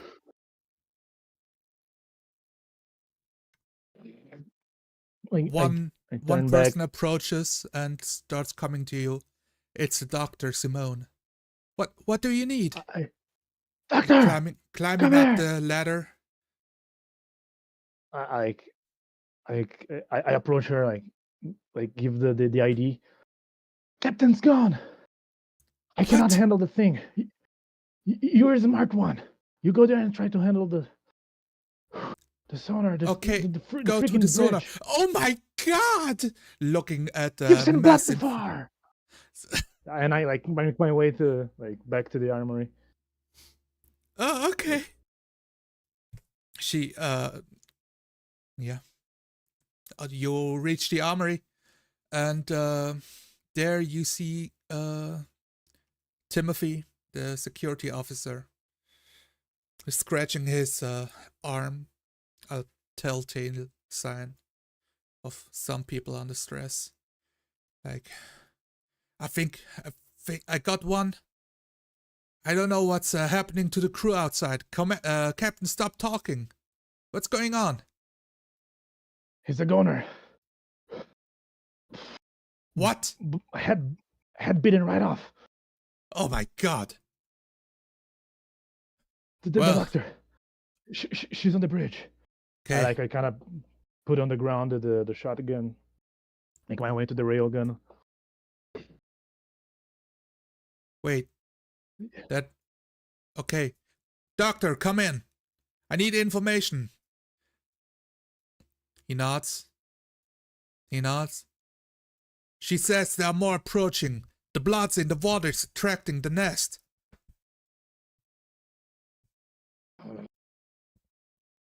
I just what I don't know what to do. I can just shoot and aim, I guess. Aim and shoot, whatever. Like do that 360 like on the thing. I load up my radio and call for the bridge again. Team to bridge. Team to command. Give us an update. We're almost done with the welding. Hello, come in. Bridge. Dr. Simone on bridge. The captain's dead. I'm taking over coordination here. A group of I can't say. I assume more mother raptors are approaching the blood. Check to the southwest. Past the right side of our ship, that way. Right, you mean starboard? Yes. You're the new captain now. What happened to the old captain? Severe blood loss. Okay. You had a time to make an autopsy. We can't deal with that many. There's no way. We need this. We need the front sealed shut. Close the grift. And come back in. Okay, yeah, we're on it. We're working on it as hard as we can.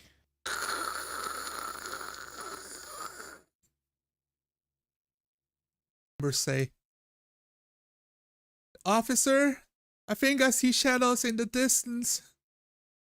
There's still like half of the welding to be done. I I motion him to pick up one of the harpoons, and Yes, stand yes. in front of the welders. Come here, come. We're gonna stand in front of the welders and just hope for dear God that this is not the real Kraken. Across you, screaming past your heads, the ammunition of the chain gun in the direction of the group. You see bodies hit, the screeching of the same noises of mud raptors in the furthest distance. One of them starts slowly floating upwards as the other three approach your direction.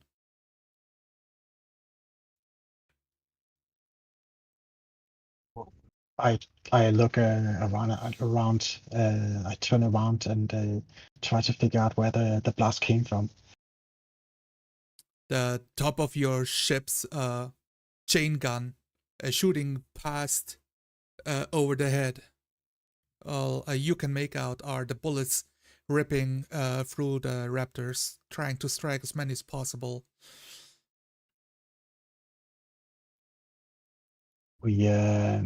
I keep close to the hull and kneel down and hold the harpoon in front of me and motion the others to do the same. The other guy to do the same. Yes. They are swimming now to a short distance. Another of them struck. Hold it, hold it. Wait for the last moment. I need a heart.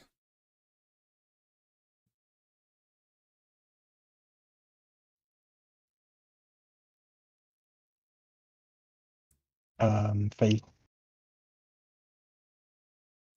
Your ally slips his finger, shooting the harpoon gun, losing velocity way before hitting the mud raptor, easily swimming past as it clinks off the hide,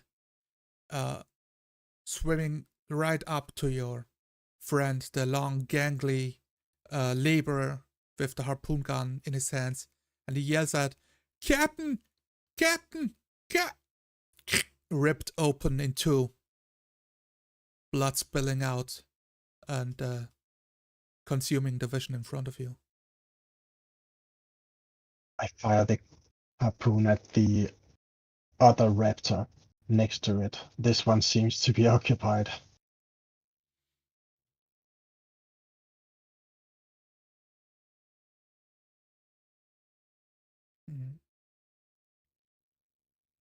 You hit. It bleeds. It's enraged.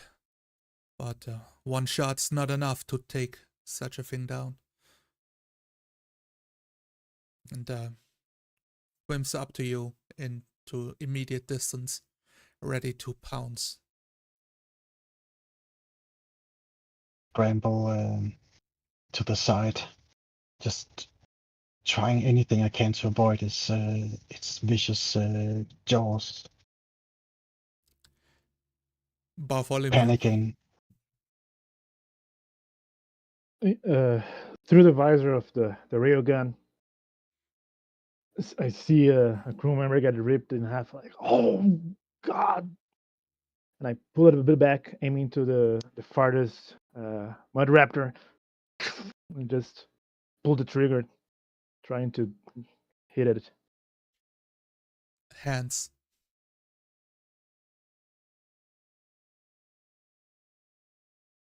Fail.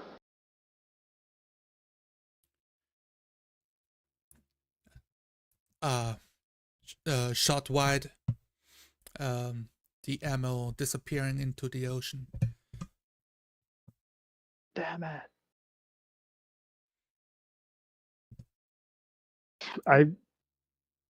Timothy, you gotta mend this. I can't shoot for my Okay. life. I got this. I I'm got gonna this. see. I'm gonna find the boy.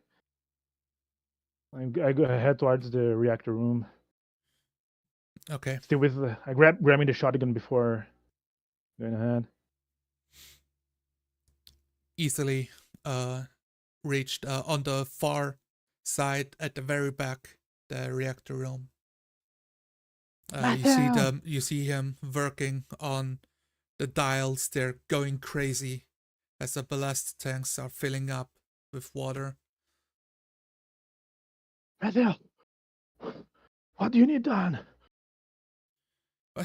Sweat on my face. I can't do much from here. We're supposed to get off the ocean floor, but there appears to be a leak somewhere still. A leak? Yes, on the outside. Isn't the team working on it? There are more creatures coming on. Oh my God. Do you know how to steer the ship? I mean, he seems to be like starts to hyperventilate. Like I don't know. I drop to my knees like in front of him, like I grab him by the shoulders, still feel like inches higher and stronger than him. Look at me, man! Look at me right now! I can grab his face now. Look at me, man! It's Bart. You are the big man. You can do this. I can do this. I can do it. You can do it. You are doing it. I've went through the manual. I know the dashboard. They showed me how to do it yesterday. I can. Yes, I can. I have some ideas. I just need to be in the command room. I can't be back here. You taught me the reactor. I know the bleeps and go help the doctor is on the bridge. Before you go. He scrambles and he turns back. Look, if everything goes bad and you see the smoke, you push the red button, okay? The emergency shutdown. It's better than a bomb, you know? And he turns open the door. Before you go, prepare your mind. The captain is gone. You're gonna help the doctor. And I start looking at the reactor. Just trying to take care of it. Remembering every step that he taught me. The needle going to the orange as the machine tries to counterweight the flooded tanks of the submarine. A futile effort, but with the presence of being manned, avoiding bigger issues. I rest my hand to the side of the red button, just if I have to, I'll quickly push it, cursing under my breath. Come on, Jeremiah. Come on, Jeremiah. The creature sliced open your friend. A floating harpoon gun slowly hitting the ocean floor sediment. As your welder focuses, the second guy screeching out, "No! Oh my God!" losing his shit.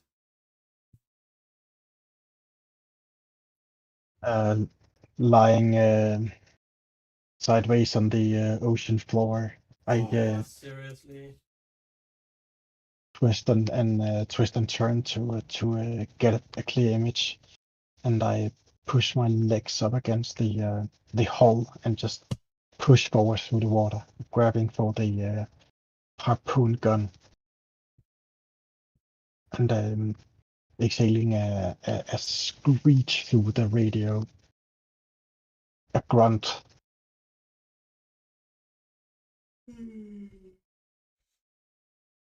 Yeah.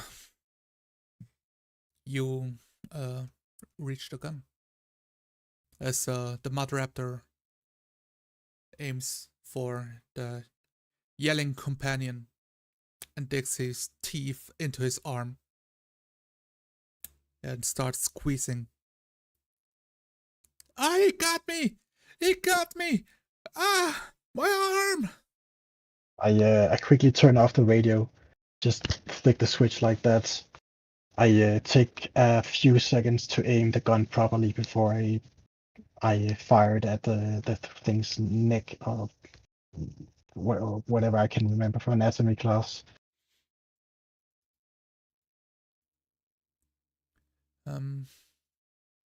A precision task with hands.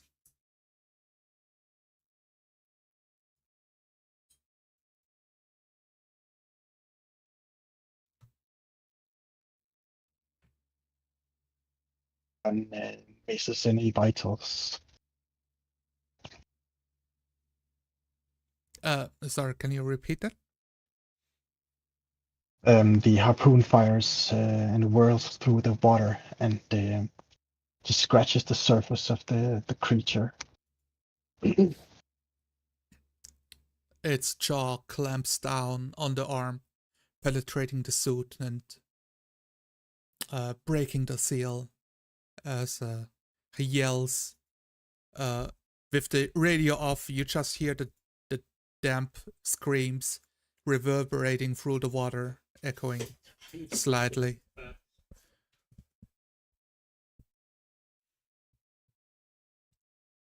I just stand there for a few long moments, feeling the despair creep in before I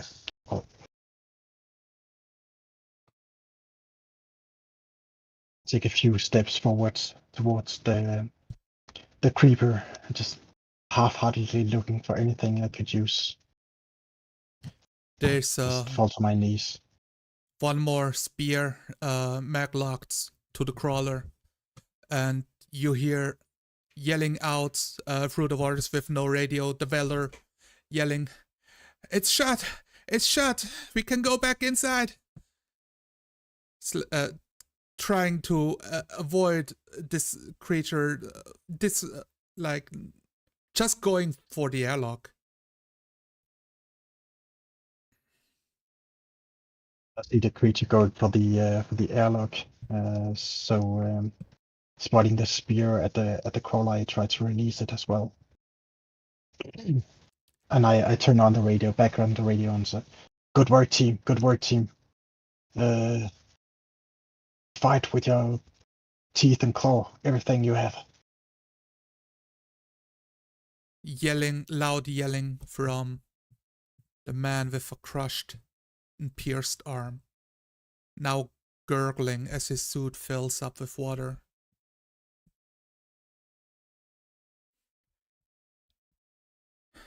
"Captain, I've reached the airlock. Oh my god, it's approaching. I have no gun. I only got the welder." I'm coming, kid.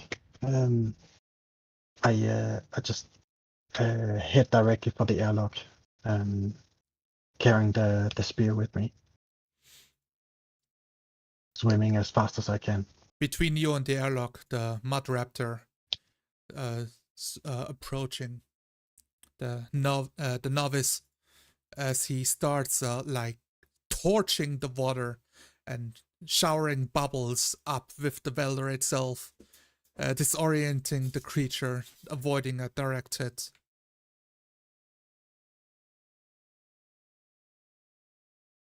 I'm closer to the controls and rest my back against the hull and fire the creature one last time. hands. He is distracted, so you get an advantage. Yeah.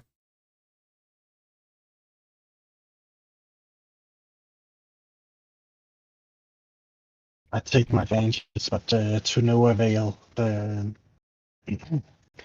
The spear whirls through the water and disappears into the dark waters. With that, you see the Mother Raptor clenching around the midsection and yells out,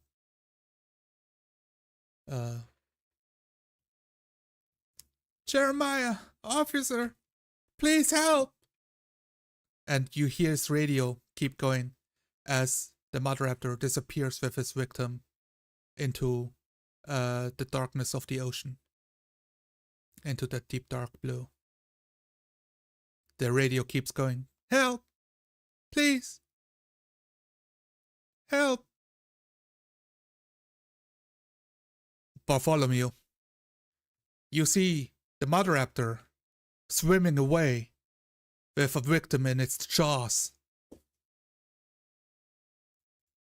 Looking through a window, I produce like my personal communicator. Jeremiah. Yes. And like still looking back at the boiler. Oh, sure. Yeah. Jeremiah. Personal communicator. Bart, everything's going to shit out here. I'm coming back in. I think we sealed it. You're alive. Thank God. Just barely, and I just don't. I start mumbling something incomprehensible as I punched the door open. Are still there any more Mother Raptors? Bart, how the fuck should I know? Maybe one or two. I don't know. Yeah. Get inside, man. I'm coming as fast as I can. Team. I call out to my team for any survivors. Help!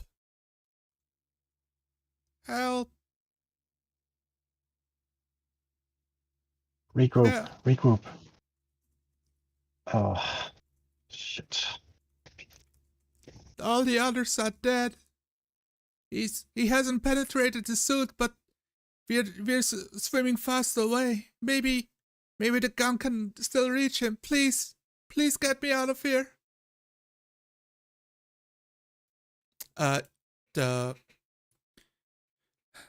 You see the chain gun starting to shoot in the direction of the Mother Raptor. Some shots missing.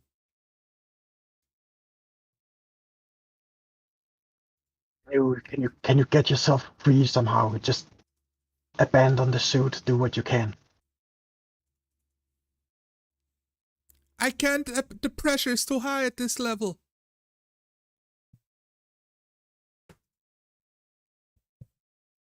Shit.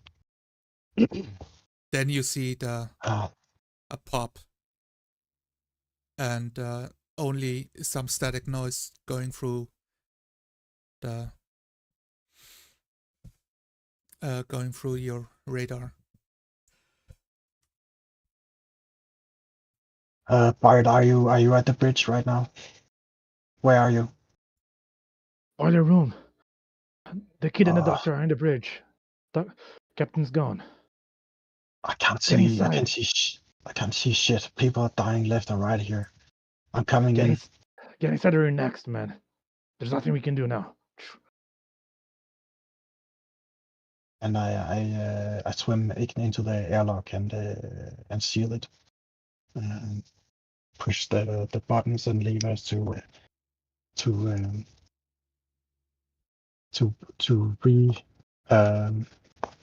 enter the room, into the ship with air.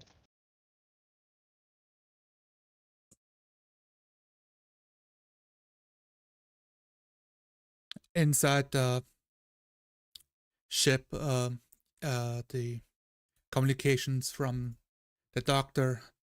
Last Raptor been struck down. Anybody on board, check through the command center. Security officer Timothy manning the guns. Who's still here?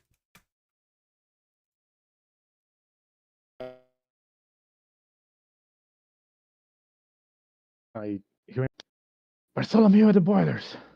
I'm controlling the reactor. Okay. We are gaining. We are gaining some ascension again. We won't be able to check on the SOS signal, but it is the closest station from here. Either that or a 4 days trip back.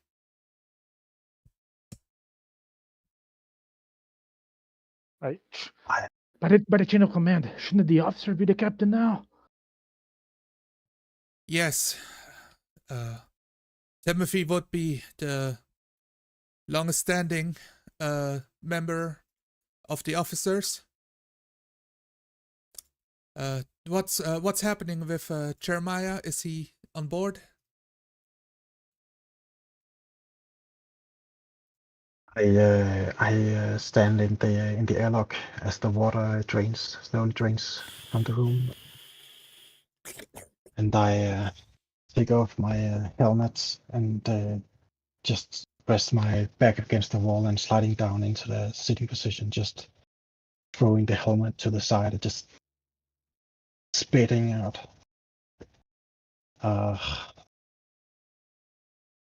Hearing some stuff over the intercom. Having a long pause before I regain my composure. There's another call through the speakers during the pause. All men, notify us if you're still alive. Hit the intercom button and I survived. I'm here. I'm barely. My team is down. It's a fucking nightmare out there. Understood. Come, man the guns, second deck.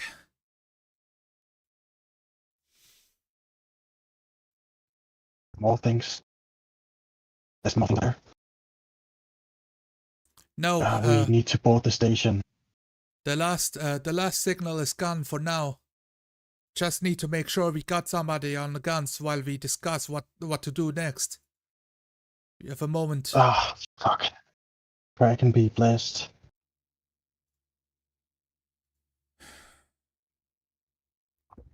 With that, the whole ship pushing you into the floor.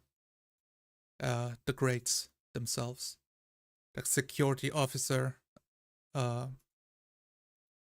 handing already left the guns alone back on the mission control.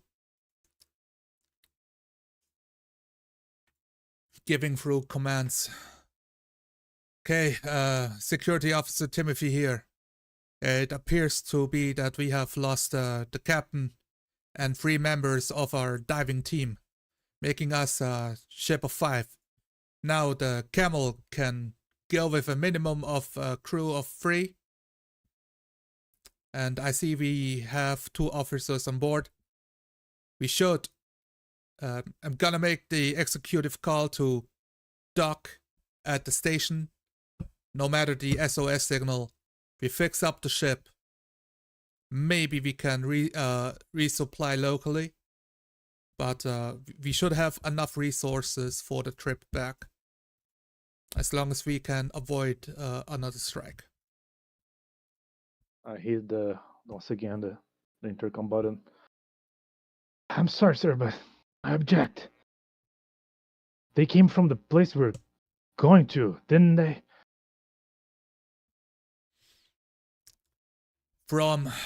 It's hard to say. from the signals we've seen before, like mud raptors should be able to be fought off by the stationary turrets of a station. I mean, if they're built by protocol, that is. They're not big enough to Nobody penetrate. follows protocols. It's an SOS signal. That makes no sense. I understand the chain of hit command, but I have to say my piece here. I hit the intercom. Timothy, you gotta call everybody to the bridge so we can talk properly. We gotta board that station now, quickly. What's going on?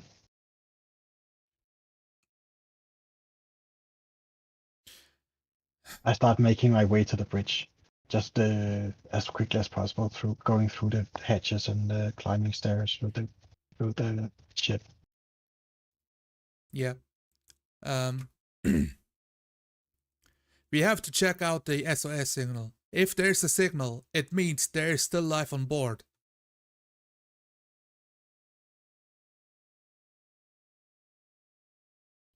You're the captain.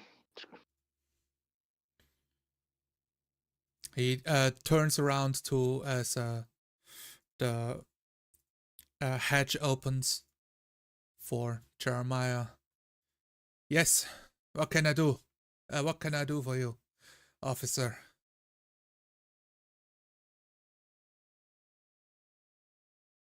I'm taking control of this ship.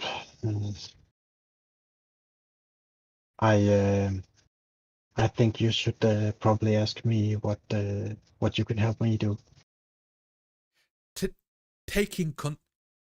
We have no time for games. This is no game. We gotta board that station now, immediately. What's taking so long? Man your stations, sir. You have experience as a security officer. I know people, how to deal with people. You know, you've seen me in action.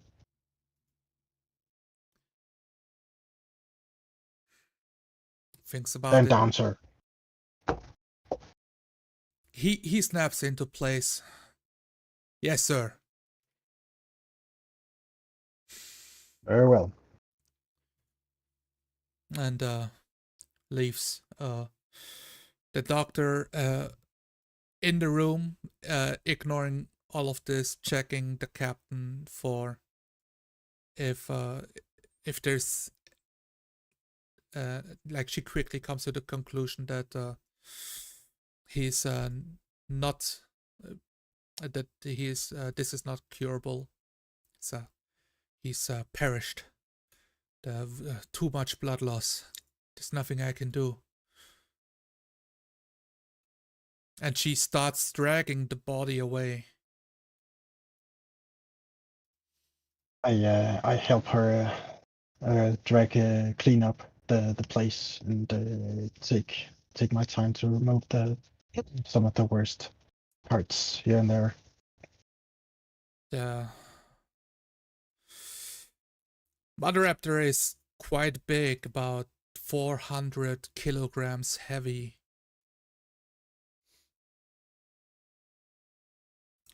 Like easily 4 times the weight of a big man.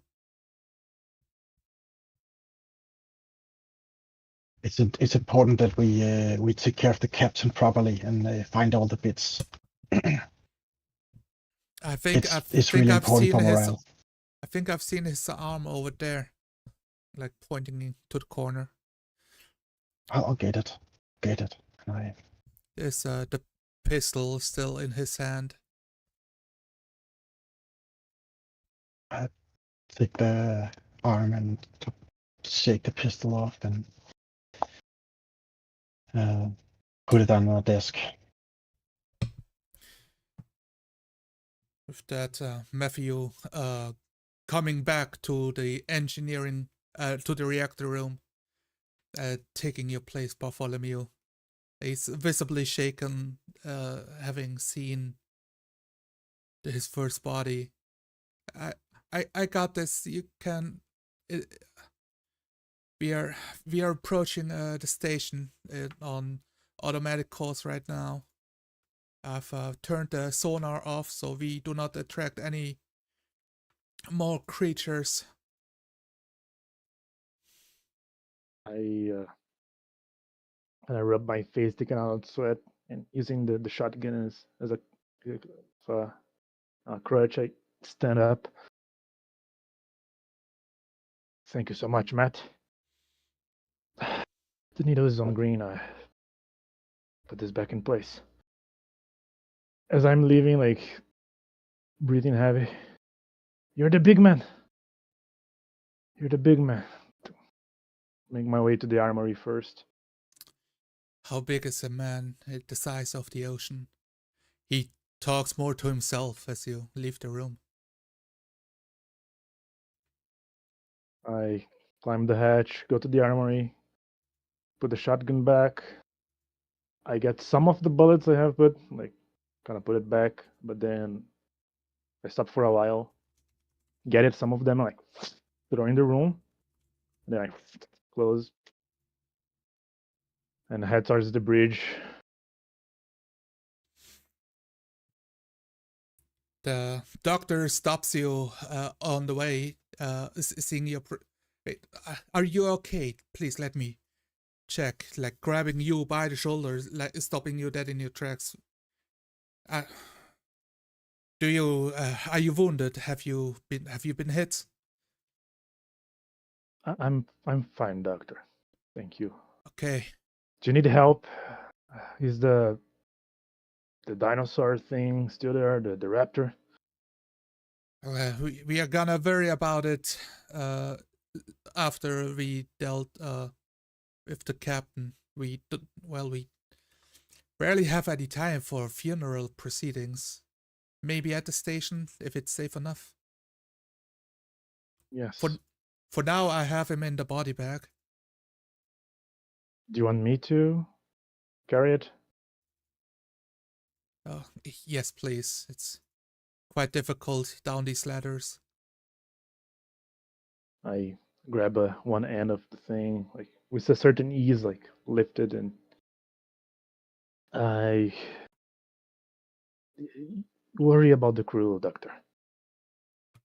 There's not much crew left. Easier to take care of them, I suppose. Kind of do like a forced smile.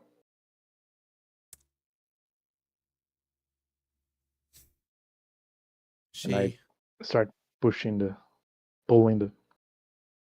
body bag. Thank you. Yes. Whatever needs done. I know maybe it might not be the time, but is the mud raptor edible?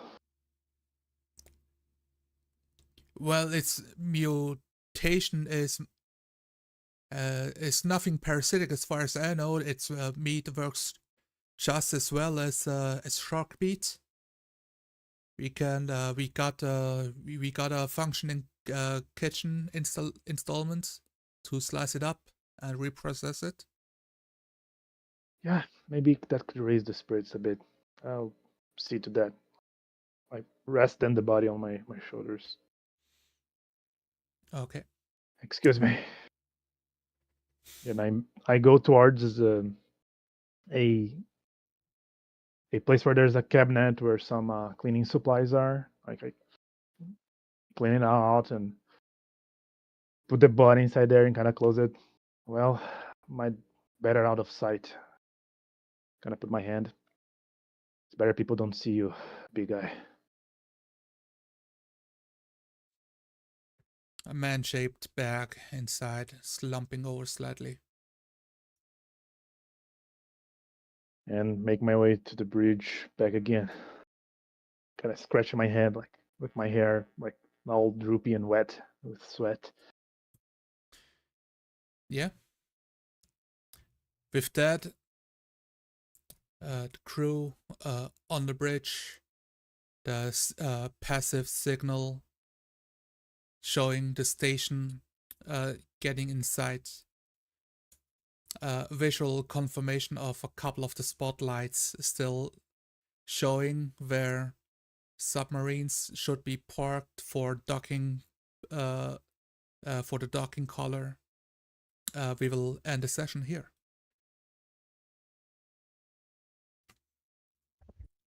Yay, you survived! Well, kind of, barely. Oh my god. Okay, so do we want to do quick outro?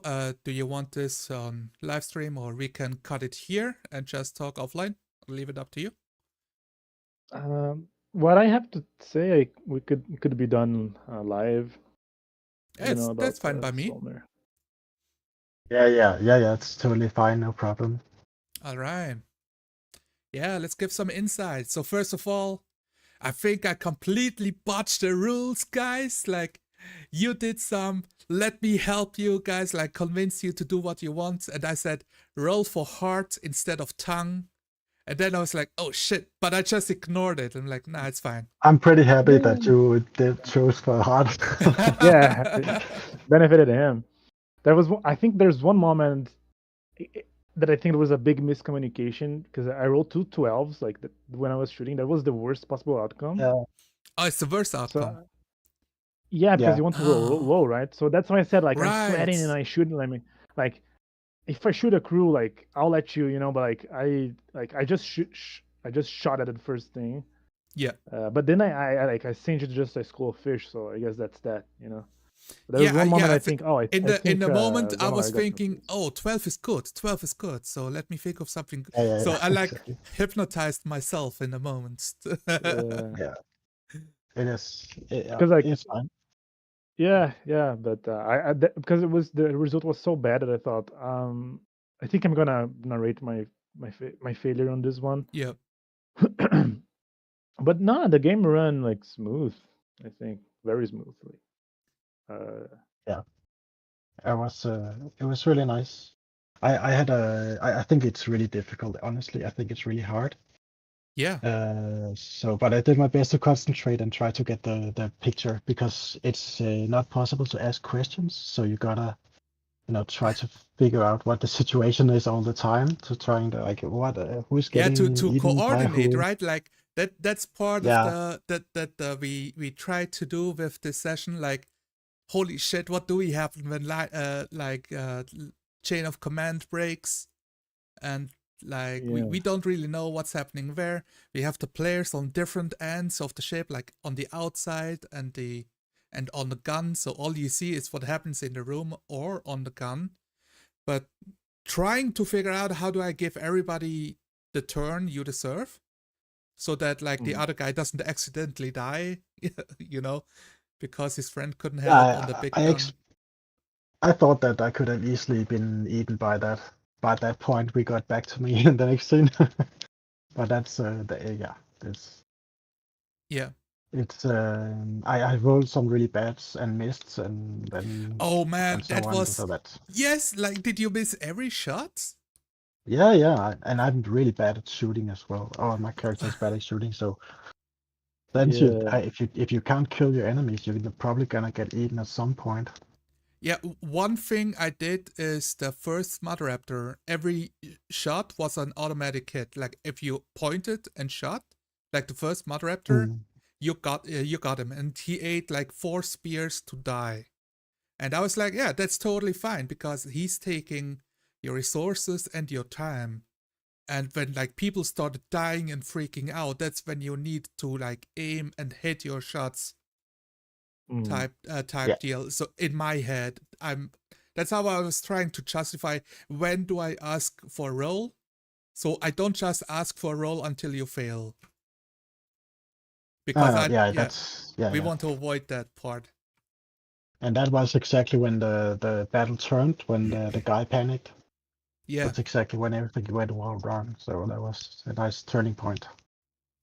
Yeah, and oh man, the failure on the welding check was exactly like, oh yeah, if you fail this, the next group comes smelling the blood, and you're not done welding yet. Okay. That's exactly what I was thinking, what's happening with that failure. That makes sense. Yeah, I thought everybody was gonna die. Like, okay, yeah, that's chill. That happens. Yeah. Dying Yeah, is, yeah, yeah. Yeah, and you took out the Mud Um, Raptor on the inside. I was like, you got the shotgun, he's there, like the captain is already dead. One shot to the head. I thought it's reasonable enough to give you that as yeah, okay, okay. it's enough to kill him. Should I kind of felt should it like have been a roll? I don't. I understood your logic. I think I would have gone by the same logic. Not asking to roll.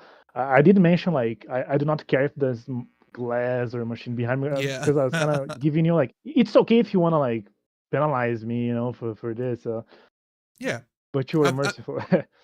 in that moment I didn't think of like the way I was imagining it, like you would hit the ceiling, like lights would get wrecked, but not the big sensitive sensor parts or anything like Yeah. that. So yeah, like if you wanted to ask for a roll there, a failure could justify like hitting machinery and like Yeah. making things worse. But yeah, it was interesting, like because my character is kind of like is basically the assistant kind of guy. Like I'm not really good at many ship things. So I was like trying to go around. Like I was shooting like it's not gonna work. Like my hands like it's bad. Like I'm bad at aiming. So like I'm gonna let the NPC shoot. I'm gonna try Yeah. go to the boiler. So the one guy that can drive the ship can go to the bridge because like he taught me a little at the Yeah. beginning, like how to take care of the boiler. That and yeah, me plus my secret agenda trying to further it little by little as much as possible was very interesting. Do we want to talk about that or keep it a secret a bit longer? Yeah, I What guess. secret? Yeah, exactly. What secret? Like, what do you mean? I don't know Yeah, what you're talking about. like I also No, I don't mean, know. okay, I also don't know what it's you're talking about. So I'm uh, over here having developed a secret for you guys, and then you threw in a different secret. So I was like scratching it through on my end, like I'm not bringing this up anymore. okay. It's, Yeah, I mean, I'm not gonna say what it is because I think it's 5D if Somir doesn't know as much as well, but like there's clearly something going on, right? yes, Like some scenes, like I mentioned, like some setting some stuff up, but absolutely. that was like interesting. So Yeah, I think we played two games simultaneously. One was the like action horror like abyss game, and one was the like smuggling and trying to set up other crew members and trying to subvert and create intrigue and things Yeah, like that. So I think we had two games running at the same time almost. exactly. and I'm not One social sure. game and one combat game or action game. And I like that a lot. Like that's my favorite. Like, oh yeah, we have Mm. combat, we have intrigue, and we're trying to navigate both at the same time as shit hits the fan. Yeah. But that's also when opportunity strikes. Like, oh, maybe I can turn this into my favor. Yeah, that's why Jeremiah wanted to take control of the ship, so to speak. That he was probably already so invested in getting something out of it. Yeah. Like Yes. that's And then Benton also keeps going. was like my character was also like shouldn't like the chain of command be the officer, like kind of trying to like set you Yeah. up as well. Good point. Yeah, I was like trying thinking to like I want to give you control, but I kind of made the security officer like the guy with the longest standing on this ship particularly. And then as you like talk to him, I was thinking, do I make you roll for this or no? The arguments are sound enough to make sense, and he is not the type of guy who wants command. He just wants to like get the fuck out of here. You know, coming from the lower decks, like working his way up. He's still looking for somebody to take responsibility in the end. So I've let him like let him snap to his like soldier level of responding to orders and go to protocol because that's what he's most comfortable in situations of stress. Yeah, it makes sense. Yeah. I was hoping for something like that, but. Yeah. Yeah. And, I was hoping for something like that, but. And Yeah. now Jeremiah has Oh, damn, I was hoping for it.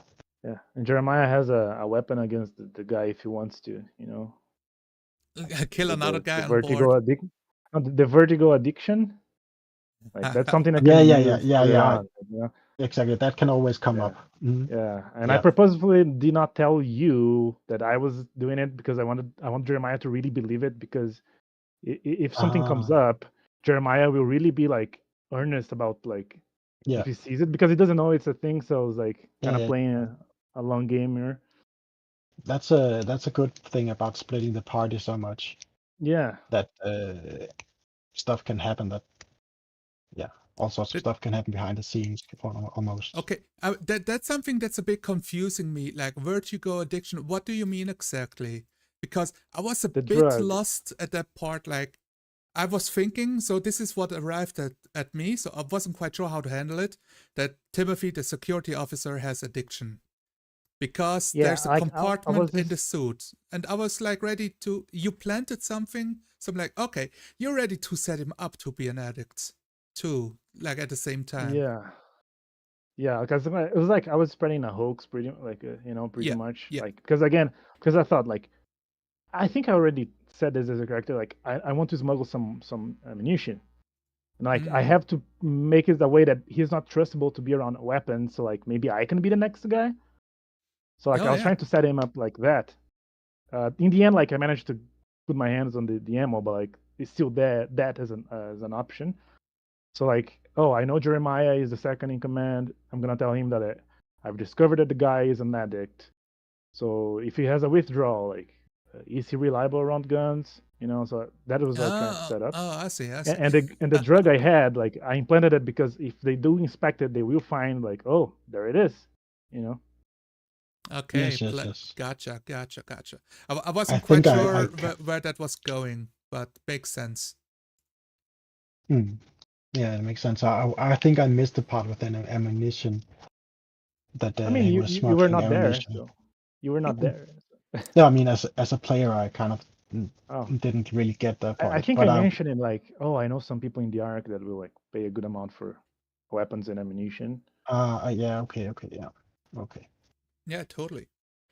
All right, we Yeah, I just hope that I did not come off as like like an insensitive guy as my character.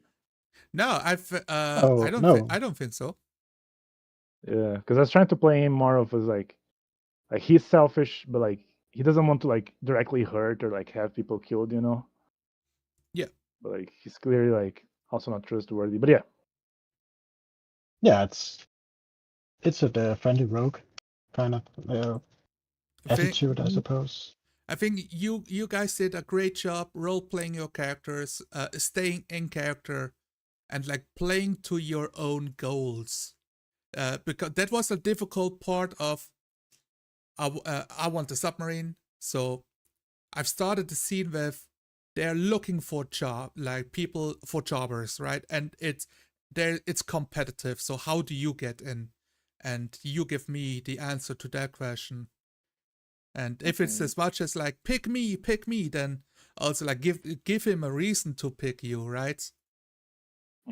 Yeah, I was gonna be one of the guys, but then like the way the scene ended up, I'm like, I'm already one of the chosen, maybe, just because of Oh, totally. I'm from the Yeah, upper class. that was pretty cool. Like I like that way of oh, you're also on the crew. Like, oh, that's so cool. Yeah. My character isn't a sucker, not like these the common plebs over there. Exactly. Yeah, I was very surprised though with the captain dying. That was a cool touch. yeah, I it's think cool added because like some like I was like, oh, like we're going down, like, I'm gonna give you guys some more information about the ship because I have the ship design itself that I showed you at oh the yeah. start. That was public for people to look at. And I have the second one that I wrote down what is where to navigate it when the creature Okay. entered the front ballast. Immediately, like, was one room away from the command room, and you were rushing for the command room, so to get to the ballast tank.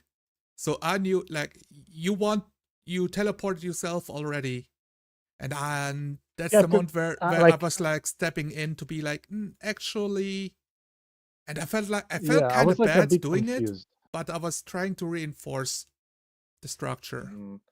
I was kind of confused. Like I remember like this layout, but like I could not tell from memory like what part was what. So Yeah, that's yeah, why like most of the time I was like I had to you know, so yeah. you could like because like I was a bit confused on that.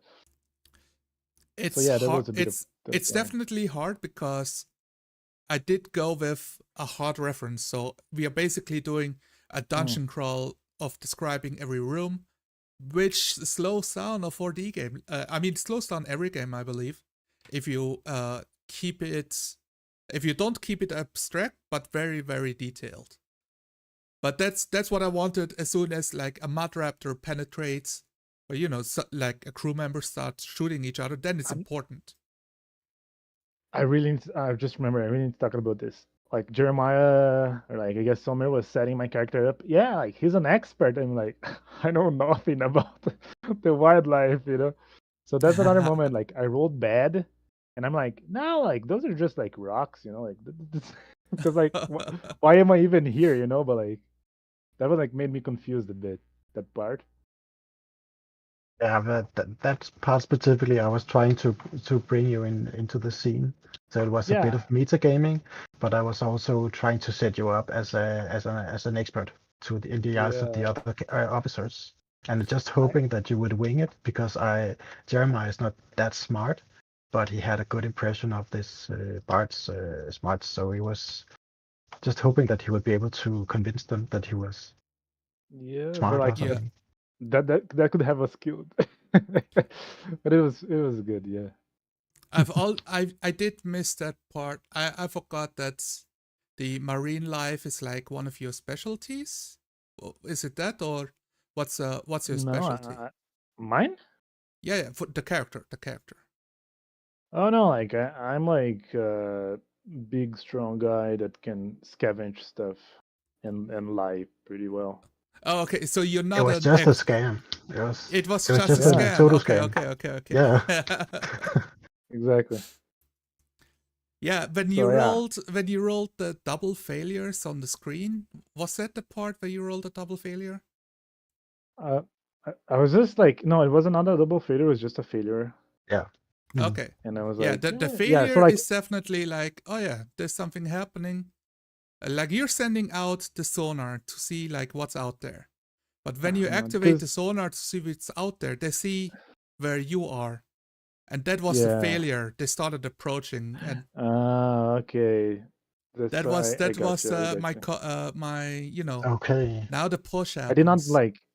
I did not get that because like you mentioned like because the guys before I got in they were already talking. Oh, like there's probably like some other raptors coming, but I didn't know that. So that's why like when I look at the radar, like oh, there's something like Yeah. you know. I Yeah. understand. Yeah.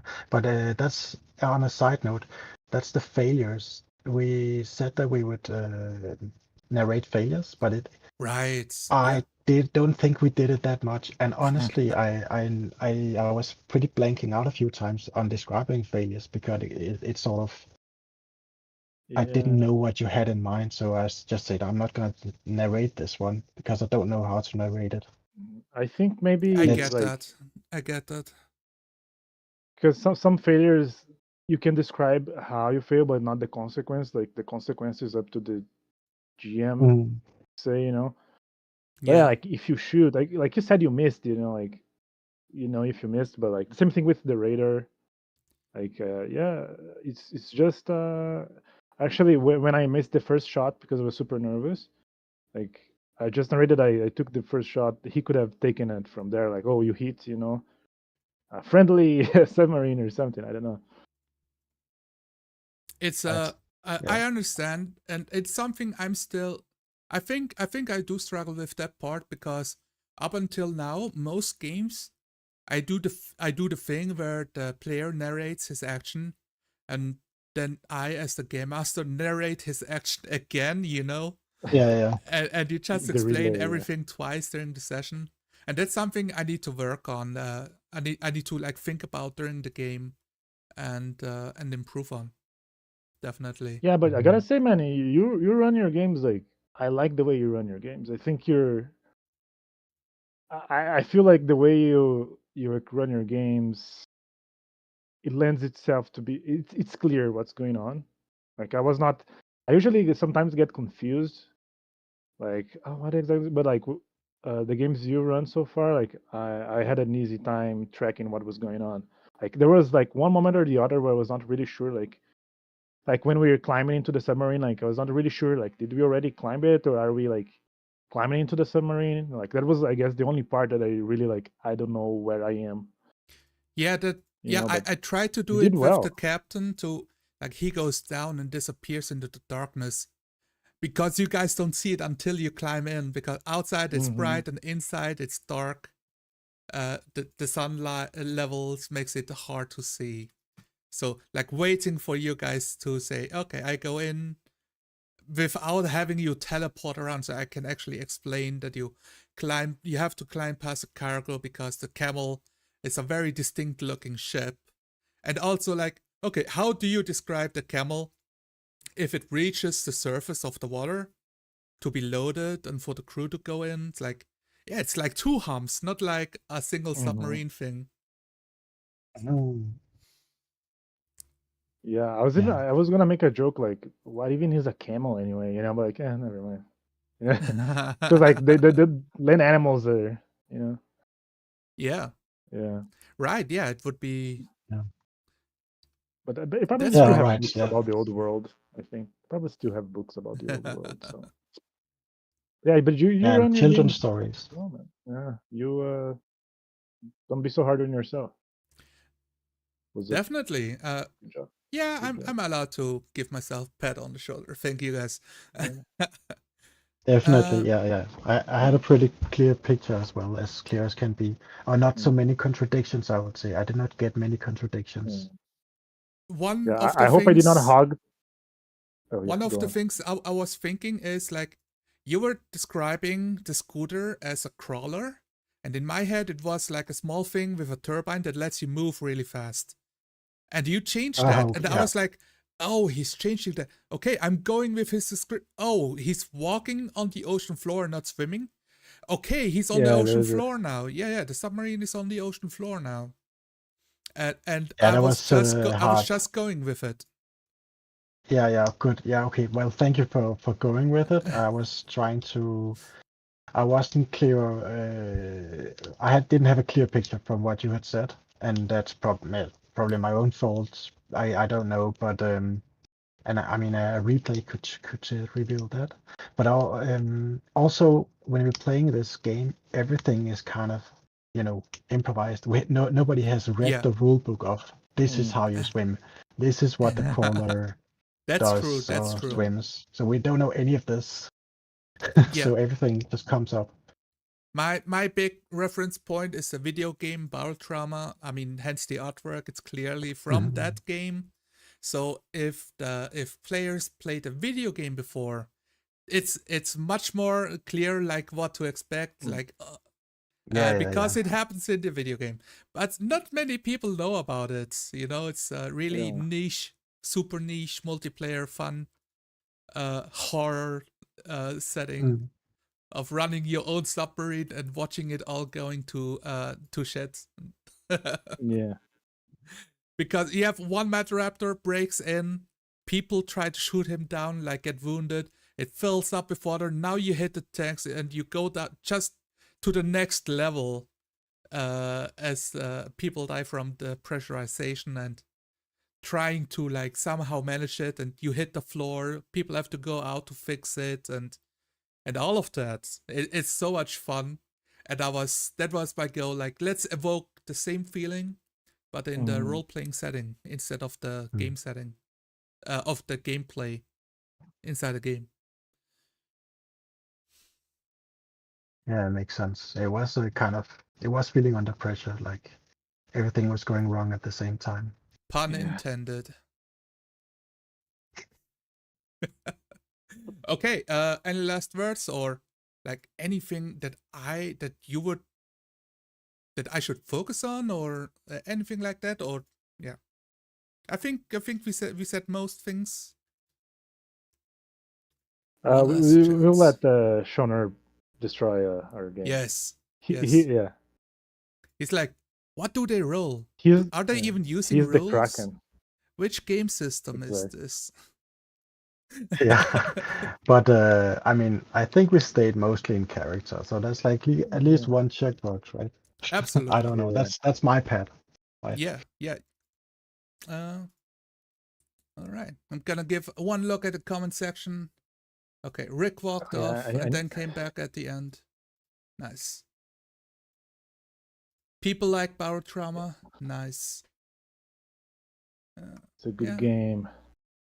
It takes a And few it games. runs so smooth. Go ahead. Yeah, run smooth. Like my computer is a potato and it runs like perfectly. So there you go. If you're listening to this and like interested, you have a potato PC, it runs perfectly. Yeah, it does. All right, let's end the stream here. Do you guys? I know, Nicholas, you put some stuff on the internet. You can advertise. I'll put it in the description. And again, I have a channel as well, like Zonalar. I also run some games. I got some games in Portuguese going on now, Brazilian Portuguese. I'll have some in English as well. But yeah, on the way to master role playing and running for the game. Nice. My channel is the same my Nicholas Camargo.